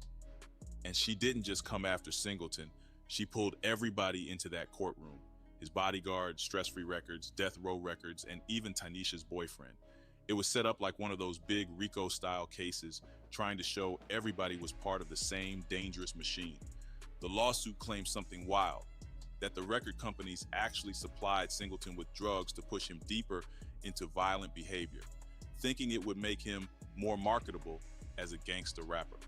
They painted this picture of labels wanting their artists to live the violence they rapped about because that meant more sales. They even connected the gruesome details of the murder, the organs removed and eaten, to his role as an artist under those labels, saying it all happened while he was basically on the job. Then Suge Knight jumped in and he wasn't quiet about it. He told Billboard his label had zero ties to Singleton and that dragging the row into this was not just lies. He called it close to criminal. Suge made it clear he wasn't paying for anything that didn't involve him. As for the lawsuit itself, the ending is still a mystery. Being a civil case, any settlement would have been tucked away behind closed doors, so nobody really knows how it wrapped up. But the twist didn't stop there. By 2013, there was a real movement trying to free Big Lurch. And this wasn't some internet joke. People were donating money, buying free Big Lurch shirts, even sending him letters and gifts in prison. His supporters had one major argument. DNA found at the crime scene didn't match Big Lurch or the victim. They admitted he ate parts of her. They didn't deny that. But they were convinced someone else committed the murder and that he got caught up in the aftermath. That's where that dark little saying came from. Hip-hop ain't dead, he's in prison. This whole angle was laid out in the documentary Rhyme and Punishment, which focused on rappers tangled up with PCP and the justice system. No matter where someone stands, Big Lurch's story stands as one of the darkest chapters in hip-hop history. Fast forward to 2016, when Big Lurch sat down for a Vlad TV interview and started dropping new claims. He said his own attorney, Milton Grimes, owned the record label and that they'd been beefing long before the murder. According to him, the tension was tied to gang politics, Grimes being affiliated with the Crips while Lurch had blood ties. He also claimed Grimes told him to exaggerate the murder details so the insanity defense would look stronger. But once the trial wrapped up, Lurch said Grimes disappeared and never picked up his calls again. In that same interview, he doubled down on the idea that he was set up. He pointed out that when police found him naked and covered in blood outside the apartment, his money and vehicle were gone, and no one ever explained that. Today, according to the California Department of Corrections and Rehabilitation, Big Lurch is sitting in Salinas Valley State Prison. He's still pushing for a retrial, still leaning on the insanity angle, still hoping a judge somewhere will reconsider the case. But the courts haven't budged. As of now, the so-called cannibal rapper is serving life with no chance of parole. From the God damn, man. What if that nigga didn't do that? Well, if he was getting high in the front with them, and then the bro went to the back, remember he was smoking PCP and the girl went to the back too? Maybe when he put the PCP in the air to get everybody high. Yeah, but like they said, like I do feel like even the mama, like come on, girl, like if the mother of the victim, like nah, I don't think he did that. It's shit. like he may have ate the lung, but it was the aftermath of what already happened. Yeah, she was because like, he was high. Yeah, she was like, he probably thought it was food. Like we not denying that he was high. All them was, but the fact of the matter, if all they got is DNA in his stomach from eating the lung or a piece of it, but no DNA, like proving Actually on the murder. Yeah, but it's a third party DNA that was there. And then they said they lost it. Yeah, so you know what I'm saying? That ain't making sense because at the end of the day, somebody else was there that ain't getting charged, period. And that could very well be the person that actually did it. And this was the 90s, so, or this is the early 2090s, so the police probably didn't want to do their job. They were like, we already got a nigga Or arrested. they on the payroll too. Yeah. Like, if we all on the same tree, we could play it like this. This nigga, we get him, he on the label. He get high. We could benefit more from this nigga if he just fuck his life up with the shit he doing, cause he probably been, missing meetings, ducking shows, all that, cause he high. So they probably came with a plan, get him out of there. I bet. I own the label, but I'm a lawyer too. I'ma represent you. He in a PCP coma. He can't tell me nothing. I'm making the decision. So bet, cause you my artist. So I'ma represent him. I make all these decisions. I get you fucked off. I disappear once you book. Nigga, that sound, if that's not suspicious, I don't know what, like there's definitely cause for maybe Big Lurch just ate it. He didn't commit the murder, but he only ate it because he was on PCP. He wasn't himself. So it's just like, even the mama said that. So it's like, you fuck what I said, but the mama said that. So, hey, I ain't know nothing about this case, but I don't think the nigga ate him. I mean, I don't think he killed her. So, whoever the DNA they lost, that's the nigga who did it. Because that's why they lost it. Now, should he be in jail? Yeah. But murder? No, he should be out now, but he should have, I think cannibalism is life in prison. Yeah, but it's just like, at that point, he more so just going to jail. Yeah, because he wasn't in his right mind. So it's like, if he committed the crime and he took the lung out and ate her, it's one thing. But if I'm high as hell, my reality broken, and I see a piece of meat, air quote, on the ground, and I bite a piece of it, I don't even really consume it. Like, I just kind of like, I'm chewing on it, because that's what they said. He was like chewing on something, so that leads to all the blood on his body. And then I like wander in the street naked. Like, nigga, I should have did time in a mental hospital, if anything. Like, you could put him there for like 10, 15 years. Yeah. It wouldn't have been crazy, but I don't think he should be doing life since the other nigga not. If you give both of them life, cool. Mm-hmm. But it's a third nigga that y'all just like, he went third. Y'all putting it all on me, y'all painting me like that. That's the only reason. Other than that, we can keep everything like it is. But the third nigga guilty. I mean, the second nigga guilty. Like a motherfucker. Alright, this one, right? Yeah. It's the last video of the night, y'all. Lock There are in. a few. Oh, shit. You got a 27 million beggar, bro. So. She definitely lying. Lying like a motherfucker. So, let's see what the fuck happened. He said, Sharon was like, Rufy. Yeah, because it make you forget everything, bro. There ain't nothing good about that. Knowing that is why he shouldn't have got 2 consecutive life sentences without no parole. Because it's known that it erases. Like, they just said 2 weeks his nigga life was gone. You don't know what the fuck was Yeah, going on. so it's like, if anything, bro should have got a lengthy little decade in the mental hospital to help him break that shit. And then, we go from there, because clearly he cool now. he fighting his own case.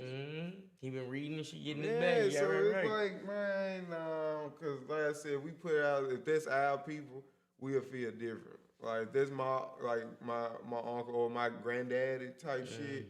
It's like, I feel like he did his time. But he got 2 consecutive life sentences without the chance of parole. It's like, he ain't supposed to get out. But fuck, I don't think that's fair. Especially if he didn't do it. You said what? If he didn't do it.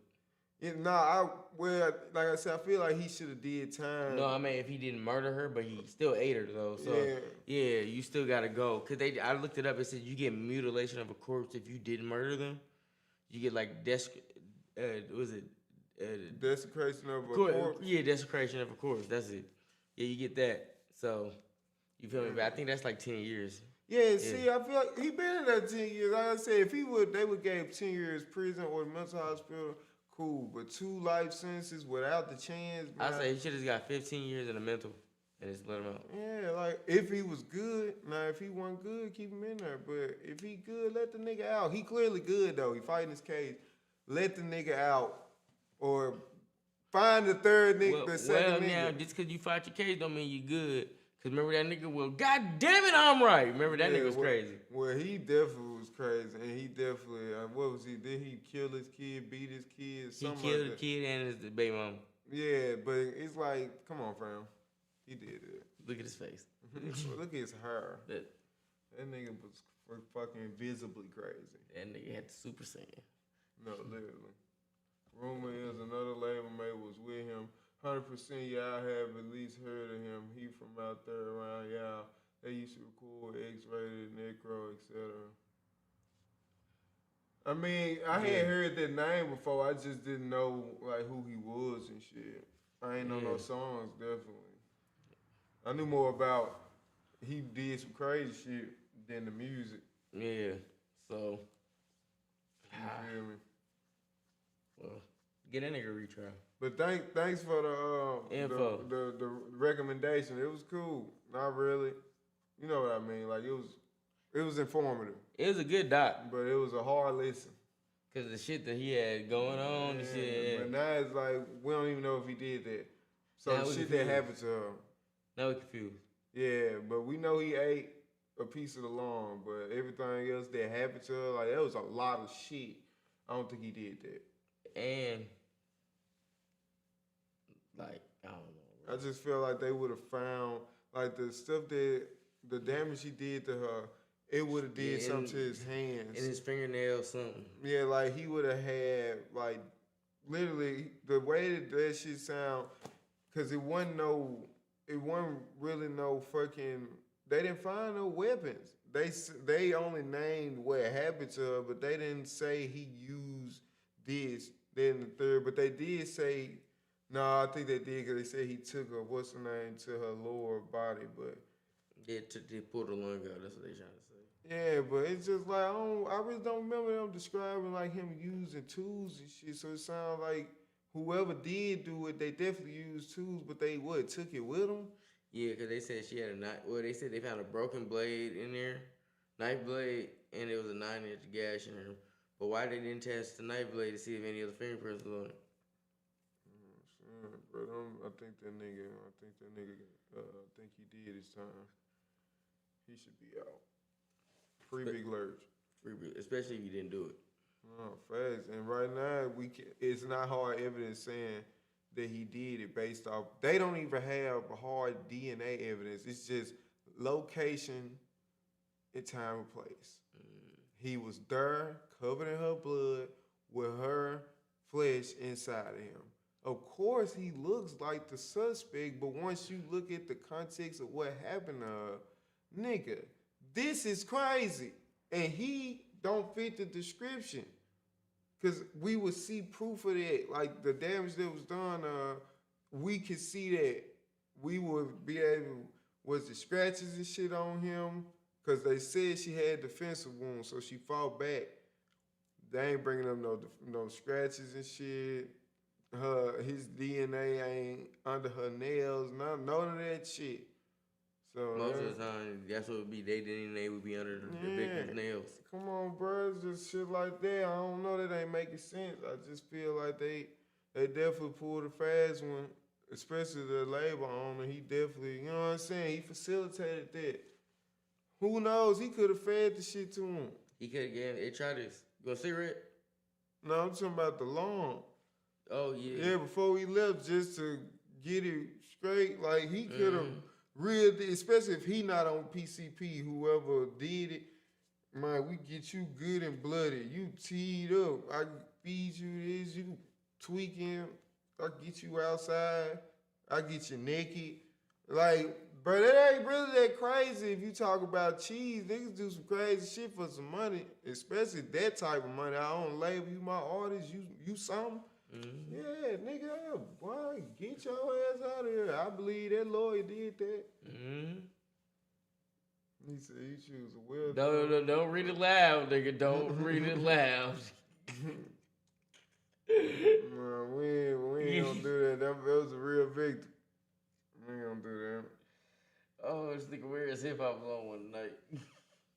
We can't do that because it's a real person. It's somebody's mama. She had 2 kids. No, for real. Can't disrespect her like that. That's crazy. All right, y'all, but we about to watch Red Tree Crime. Even woman realized cops searched her apartment. What did they find? Dope, kilos, blow? We don't know, but we're going to find out together. Real honesty reactions. Let's get it, niggas. Most likely it's a body.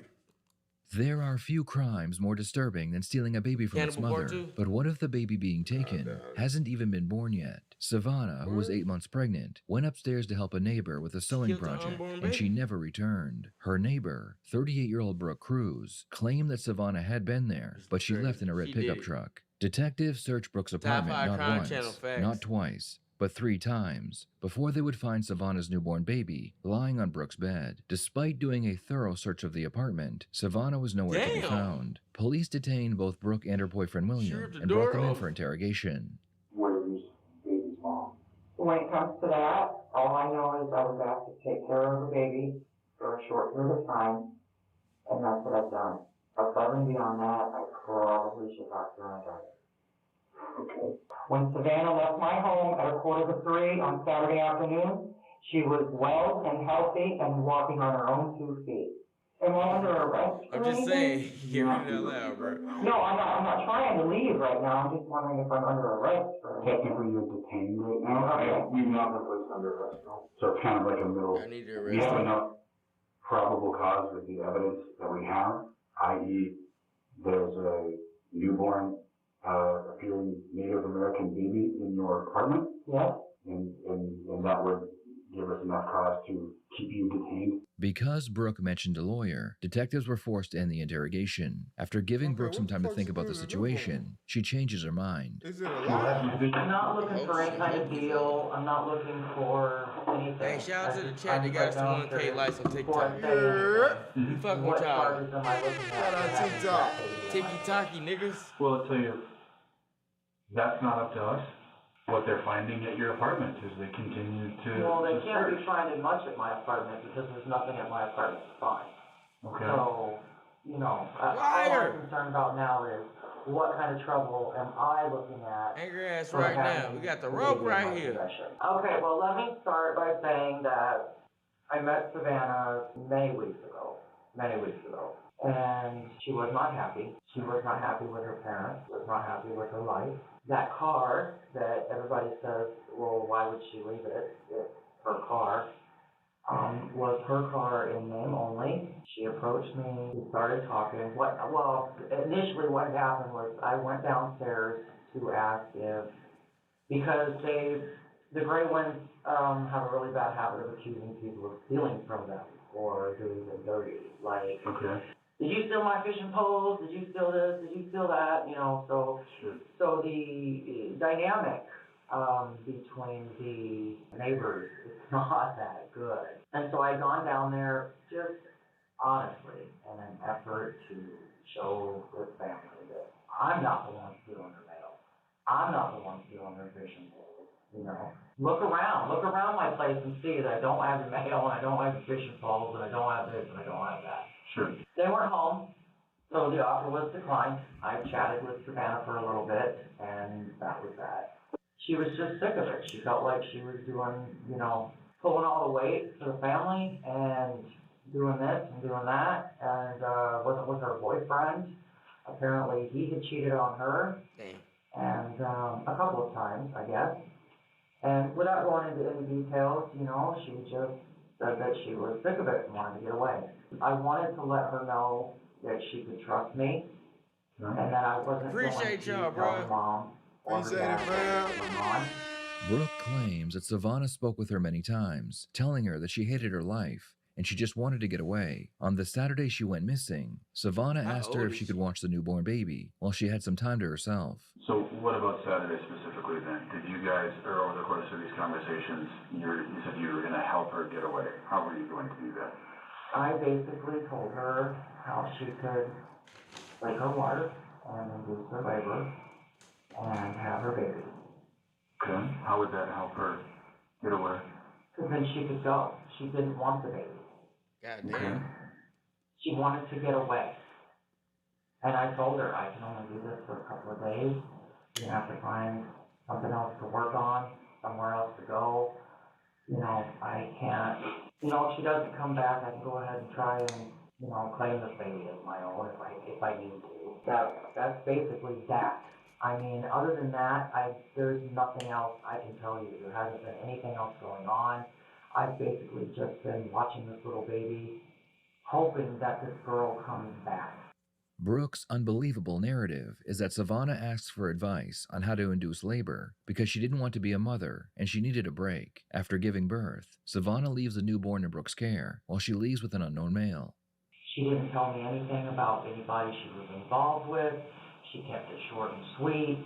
I gotta get the hell away from here. It was a mistake moving back in with my mom and dad. You know, I don't know what I'm gonna do with this baby. I need to get away. So you help her have the baby? No, I didn't. She left, and then she came back early Monday morning, around 3:30. So I just kept a lookout for her. When I saw her, I ran down, grabbed the baby, I went back up, and she was gone, and she said that the baby looked real good, and she said that, you know, please don't tell anybody, I'll try to be back sometime next week, and that was it. I'm still confused about her actually physically having the baby. I would not know about that. I would not know about that. She was not in my apartment. She left my apartment on Saturday at the time that I said she left my apartment on Saturday.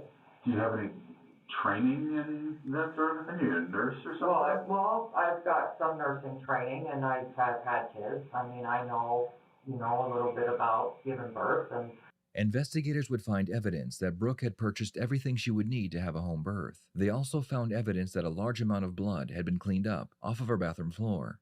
I think what I don't know what she ultimately used, like I said, because she wasn't with me when she did it. What did you advise her? I told her to use a shish kebab, like a long shish kebab stick. Oh, like for like a barbecue? Yeah. Grill? Yep. Provide her anything? No, sir. The only thing that I have done is take that baby and watch that baby. I mean, I can't tell you how many times I've wanted to take that baby upstairs. Why didn't you call us? Because I felt at that point, the police had already been up in my apartment. I just felt like I was in too deep at that point. I don't know why I didn't assist you guys better. I don't know why I didn't come clean. But that's the truth of it. I mean, that's the reason why she wasn't in my apartment. That's the reason why there wasn't a baby in my apartment Saturday both times or Sunday when the police were there. After giving Brooke plenty of time to tell an obvious lie, the detectives decide it's time to confront her. What you just told us is completely untrue. Okay, because you guys were there. Bitch, you lying. I wasn't there, bro. Okay, so you don't know. What you just told me makes no sense at all. What I just told you is what happened. But what you just told me makes no sense. What do you mean? Women leave babies in dumpsters every single day. Maybe not every day, but all the time, women leave their babies. All I know is that I was supposed to care for that baby for a very short period of time. At this point, I don't want to say anything because you guys obviously think what do you guys think? I hurt this girl? We have physical evidence that tells us certain things. Yeah, I know. I'm sure you've got my paperwork. Well, I don't know what the evidence is telling you, but my home was searched Saturday twice and Sunday, and there was nobody there except for Will and I. So, you know. And now the forensic teams are in there. Yeah, I get that. The forensic teams can be in there. Yeah, I mean, what are they going to find? It's a one-bedroom apartment. Nothing happened. For months prior to Savannah's disappearance, Brooke claimed that she was pregnant, despite having undergone a surgery that prevented her from having children. Her boyfriend, William, who would be interviewed shortly, was excited at the possibility of becoming a father, and he shared the news with his coworkers. Because we thought we were having a baby. Up until when? Not that long ago. Like, I can't give you a specific date. Like, I thought I was pregnant right up until just recently, and then I was like, I gotta go to the doctor because I'm sick. And then look at me, I've been running a fever. For all I know, I have a dead in my body right now, and it's making me sick. I don't know what's wrong with me. Will and I have talked. You know, he knew that something was wrong with me, and I told him that. I don't know where she is, detective. All I know is I've been caring for her baby and being scared out of my mind, wondering what the hell I'm gonna do with this baby. And I know that you call my story bullshit, but when she approached me, of course I'm gonna do everything I can. You didn't assist her with the birth? No, I didn't. I didn't have anything. Come on now, you talk about timelines and chronology? Well, you have all the home birth stuff at your house, and you've kind of started to paint a picture for me, and I hear that. Like, you were excited about having a family. Part of you thought that you could make this work. Like, well, when she didn't show up to get her baby, yeah, I did. When she didn't show up to get her baby, yes, I did. But you knew she wasn't going to show up to get her baby. Really? Okay. Why would he tell his coworkers that you had a baby on Saturday night? That part I can't answer. I don't know. If I did something wrong, and I caused bodily harm to this girl, why am I not sitting in the county jail with charges right now? Do you think you did something wrong? We get into that, bitch. We trying to get That's not the point. No, I'm asking you a question. Do you think you did anything wrong? Yeah, I did. I did several things wrong. I did several things wrong. Where's hip hop? Yo, you have dark. What things did you do wrong? I wasn't honest with police when I came to my door. And I should have told him immediately what was going on. And then when that baby showed up, I should have called him immediately then too and said, hey, you need to come get this baby. I don't know what he's telling you. So this was Will. I mean, that's what this comes down to. Who goddamn white baby is that? How much did you do? How much did he do? Did you do it all together? That's what we're talking about here. What? Take that baby. You think I took her baby? I think you took her baby. Well, I'm sorry that you feel that way, sir. What else am I supposed to feel? I'm sorry that you feel that way, sir. The story that you told is not believable. I'm sorry it's not believable. Neither is your assertion that from 1:30 until 3:30, I did something horrible to this girl, took her baby, cleaned it up, hid the baby. What? What am I, super freaking human? All I know is I was given that baby to take care of until sometime this week, and I did. Okay then. So why am I not being charged with anything? Why am I not free to leave? We want to know where Savannah's at. I don't know where Savannah is. Who does? Give me a polygraph test. I don't know where Savannah is. Who does know where she's at? I don't know who knows where she's at. Brooke begins getting irritated with the detectives when they refuse to tell her what she's being charged with. At that point, investigators had not formally charged her with anything, and they were attempting to keep her detained while the search of her apartment continued. If you guys have all this evidence on me, and I've done something horribly wrong, except for make sure that baby stayed safe until she got found. Yelling's not going to, convince me. I'm sorry. I'm not trying to convince you of any story, sir. Okay? I'm really not. Okay? My point is, you came, I've been very ill, trying to take care of this baby, deal with this whole BS with, what the hell am I supposed to do? This baby needs to be given to somebody, right? Well, you guys have all your evidence. You've got all your perspective. I don't need to say anything I don't believe else. your perspective on what really happened. You don't believe me. Why bother? You've kept me here for hours. I've been detained. I haven't had any access to a phone to contact an attorney. The freaking cuffs have been on my freaking arm so hard. I've got marks. During the interrogation, one of the detectives received a message from the investigators back at Brooke's apartment. The update indicated that some disturbing evidence had been found on her computer. This evidence made Brooke appear even more guilty. Detectives that are at your house are sending me your internet search history. Okay. Concerning. Okay. I'm not sure why. Are you concerned that I listen to Alex Jones? No, I'm concerned. Unassisted home birth instructions. Yes. Emergency childbirth. Yes. Manual. Preparing for unassisted childbirth. Yeah.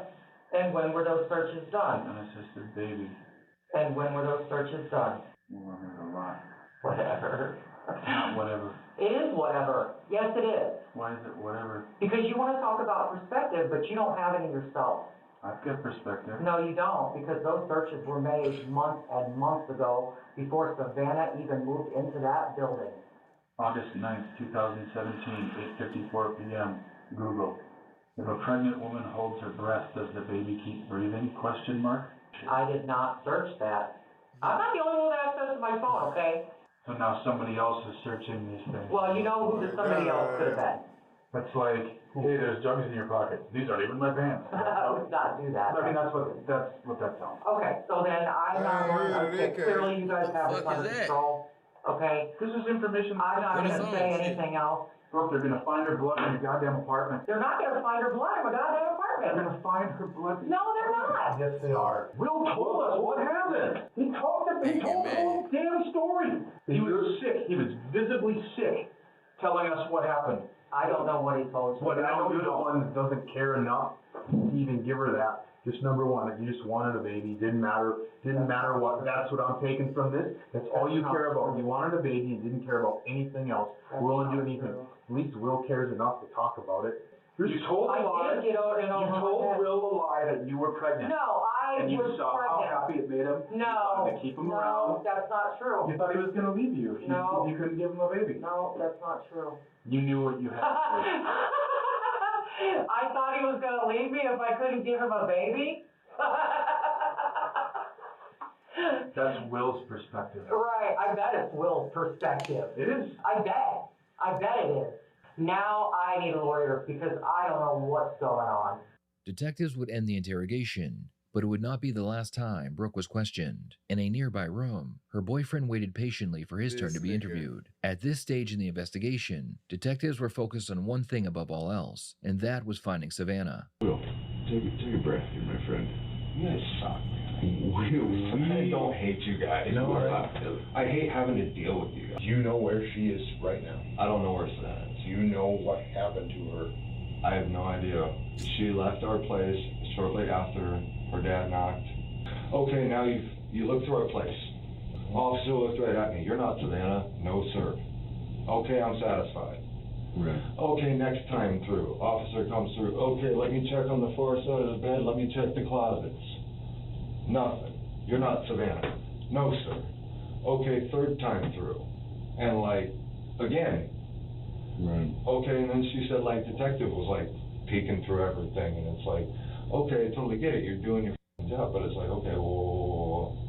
At what point are you gonna want to rip the floor up? I'm not going to say that we're not going to rip up the floor, Joyce, at some point. William spent over an hour speaking with the detectives, mostly discussing his life with Brooke and his job. During the interview, he appeared visibly nervous and had difficulty remaining still. Near the end of the 2-hour interview, investigators began to get more direct answers. William claimed that Brooke had suddenly produced a baby and told him not to ask any questions. He maintained that this was all he knew. Shortly after the interview, William was arrested on an outstanding warrant unrelated to Savannah's disappearance, and he was booked into the county jail. At the same time, the search for Savannah continued. Members of the community were still hoping she would be found alive. Unfortunately, that hope would end when Savannah's body was discovered in a nearby river, wrapped in a black garbage bag. Investigators determined that the cause of death appeared to be strangulation. While in custody, Brooke learned that Savannah's body had been found and that William was placing the blame on her. She realized that she had to get ahead of the situation, so she requested to speak with the detectives again. I don't know, my body started responding like I was pregnant.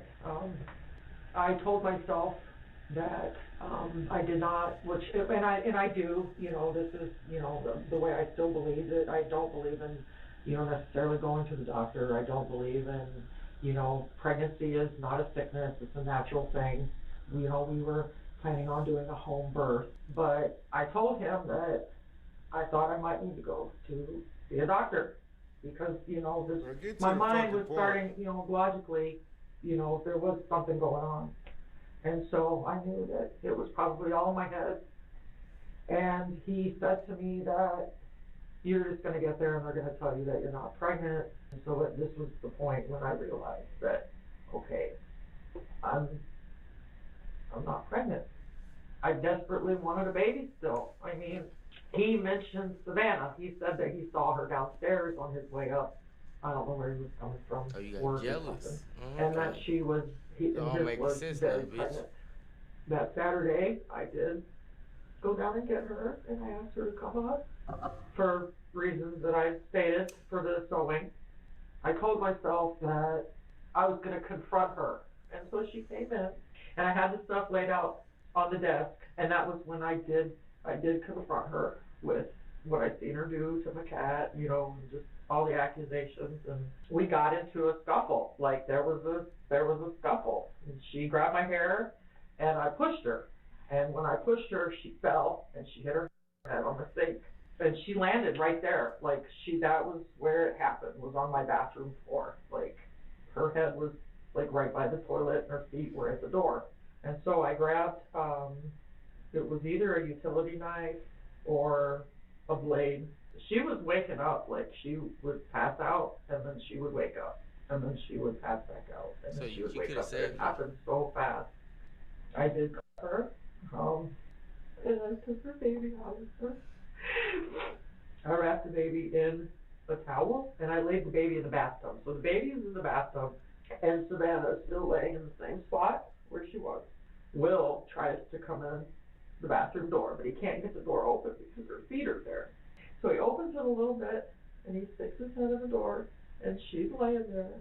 And at this point, I'm sitting beside her, and she hadn't woke up, like she hadn't come conscious for a minute or whatever. And I honestly didn't know if she was dead at that point or not. All I know is that she had been coming in and out of consciousness, like she was not dead when I got the baby out of her. I was sitting on the floor next to her, and I was covered in blood. And when he came back in, he wasn't wearing any clothes, and he had a rope. And he put this thing around her neck, and he tied it. And he says, well, if she wasn't dead before, she is now. And then he grabs some towels, and he goes, now I'm going to move her. And when I move her, I want you, because I was just like in shock, like I couldn't believe what I had done. He's like, when I move her, I want you to wipe. And he did this with his hands, side-to-side motion. He told me this nigga did this before. To take the baby. And, that nigga did this before. Hey, Chad, that nigga did it. I got in the shower, and he washed me. Like, I couldn't, like, do anything unless, I was directed at that point. I was out of it. Like, I was not even.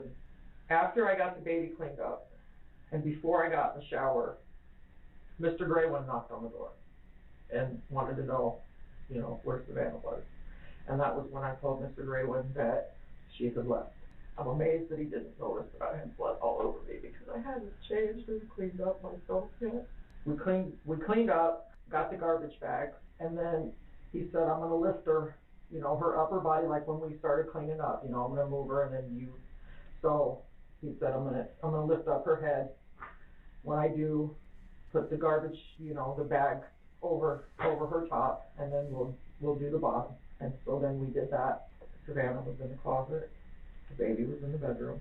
I don't remember what time it was, but Fargo police knocked on the door, and then they come in. I let him in. Well, he looked around. Do you mind if I look around? And at this time, he did not look in any. He didn't look at any closets. There was really no need for him at that point to look in any closets. Will was in the bedroom. The baby on our bed. There was his pillows here, and then my pillows. and the baby was right there in between the two pillows. He was sitting on my side of the bed, and I don't remember which officer it was, but the officer came in and, you know, he said something to the effect of, well, you're not Savannah, are you, to Will? And Will was like, nope, I'm not Savannah. And then the officer left. And then a couple hours later, he knocks back on the door and, you know, lets me know that Savannah's mom wants him to check the closets. He comes in, I didn't have any closet doors on my bedroom closet, so naturally there wasn't anything, you know, you look in. I don't think he looked in the bathroom. I mean, we had the boxes. She was in the closet, and there were some few boxes, you know, a couple small boxes in front of her. So like, if you took like a cursory glance in the bathroom closet, you weren't gonna see like a body, like, and so then they left. And so then Sunday, he gets up probably about 10:30, takes his dresser and starts taking the front off of this dresser, the face of the drawers, right? Okay, just so, the fronts of the dresser. Yeah, so he's basically hollowing out the dresser, pulled her out of the bathroom, put her in this hollowed out dresser. Like, he took the face off all the drawers and then he nailed the face back onto the dresser itself. Sure. So that it looked, you know, like... Looked intact. Yeah. And a couple hours later, that was when you and the other police officer showed up and looked more thoroughly through the apartment for her. The baby was still in the same spot in the bed. So the baby was still in the bed. Every time the police came in, the baby was in the same spot. Like, that was where she stayed. He got, like, really drunk that night. And he's like, we gotta move the body. And I was like, well, okay. He's like, I'm gonna go to sleep and you wake me up at about 2:30. And I said, well, okay. So at about, right before I woke him up, so 2:15 or whatever, I went outside and I looked around and everybody looked like they were sleeping. It was quiet. And I got the truck unlocked and then I woke him up and helped him carry the dresser with Savannah's body in it to the truck. And we had to discuss what to do with her. And I told him, please don't put her in the water. I don't know why. I just didn't want her going in the water. And then he left. He was gone an hour and a half. And then he came back. He definitely and did honestly, what that's she said about he it. done do. I mean, I can't really... Told you done this shit nothing else. before. I just wanted her baby. In the end, Brooke Cruz would plead guilty to her role in the murder of Savannah Greywind. The evidence against her was overwhelming. Investigators found Savannah's baby inside Brooke's apartment, evidence that the crime scene had been cleaned, and obtained statements showing Brooke had been lying about her pregnancy for months. Brooke would be sentenced to life in prison without the possibility of parole. Her boyfriend William proved to be a more complicated case for the prosecution. While investigators believed that William knew far more than he initially admitted, they were unable to prove beyond a reasonable doubt that he directly participated in the murder itself. However, prosecutors were able to show that William helped cover up the crime after Savannah was killed. Evidence revealed that he assisted in disposing of Savannah's body, helped clean the apartment, and repeatedly lied to investigators during the investigation. Although he avoided a murder conviction, William was still found guilty for his role in the cover-up, and he was sentenced to 20 years in prison. Investigators believe that Brooke's motive centered around a pregnancy lie that had spiraled out of control. For months, she had convinced friends, family, and even her boyfriend that she was pregnant. As the supposed due date approached, prosecutors believe that Brooke became desperate to maintain the deception. William had become excited about being a father, and he even told his coworkers about the baby, which added even more pressure to the situation. While many people questioned Brooke's mental state, prosecutors never argued that she was legally insane or unaware of what she was doing. In fact, the evidence showed the opposite. Brooke spent months maintaining the fake pregnancy, then attempted to conceal the crime afterward and passed the baby off as her own. Brooke had children from a previous relationship, leading many investigators to believe that this case was less about wanting to experience motherhood and more about desperation, manipulation, and fear of losing control as her lives began to collapse. Brooke and William got the family they claimed to want so badly, but instead of raising a child together, they would spend the rest of their lives separated by prison walls. Alright, y'all, that was Red Tree Crime. Evil woman realizes cops search her apartment. Yeah, that evil dumb bitch is out of pocket. Bro, her and that fuck nigga that she with. Stupid ass motherfuckers. But, yeah, y'all. Y'all need a whooping. Beat they ass, cuz. Whoop they fucking ass, P. Whoop they fucking ass. But, yeah, y'all. That was the last video of the fucking night. So, yeah, man. We about to get the fuck up off this shit. But, yeah, y'all have a good night. If you're watching on the horizontal stream, scan the QR code in the bottom corner. Join the Discord for all the updates and to submit videos for us to react to. You got music, anything like that, send them through. If y'all on TikTok, I said Tic-Tac, old ass nigga. If you're on TikTok, scan the QR code above us right here and join the Discord. Same for the horizontal screen. Yeah. Man, I'm about to get my tired ass up over here. You see these bags under these motherfuckers. We had a long, eventful weekend.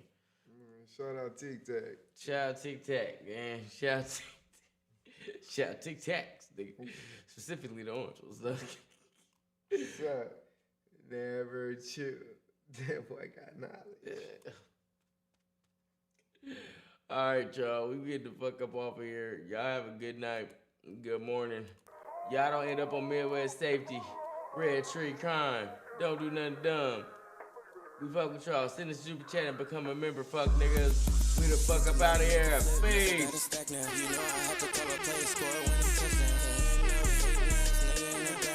Every time a nigga start hating when I act loud. Get the money, make it flip. Yes, I got a stack now. You know I have to call a play score. Ain't no hating ass nigga in the background. Every time a nigga start hating when I act loud. Everybody got something to say in the background. Niggas throw rocks and hide their hands, they ain't tough now. Kobe in the clutch every time they wanna act foul. Exotic weeds, out of packs, only smoking on loud. Go to Vegas, catch a flight, nigga, I put my feet up. Sliding down the street, nigga throwing threes and peas up.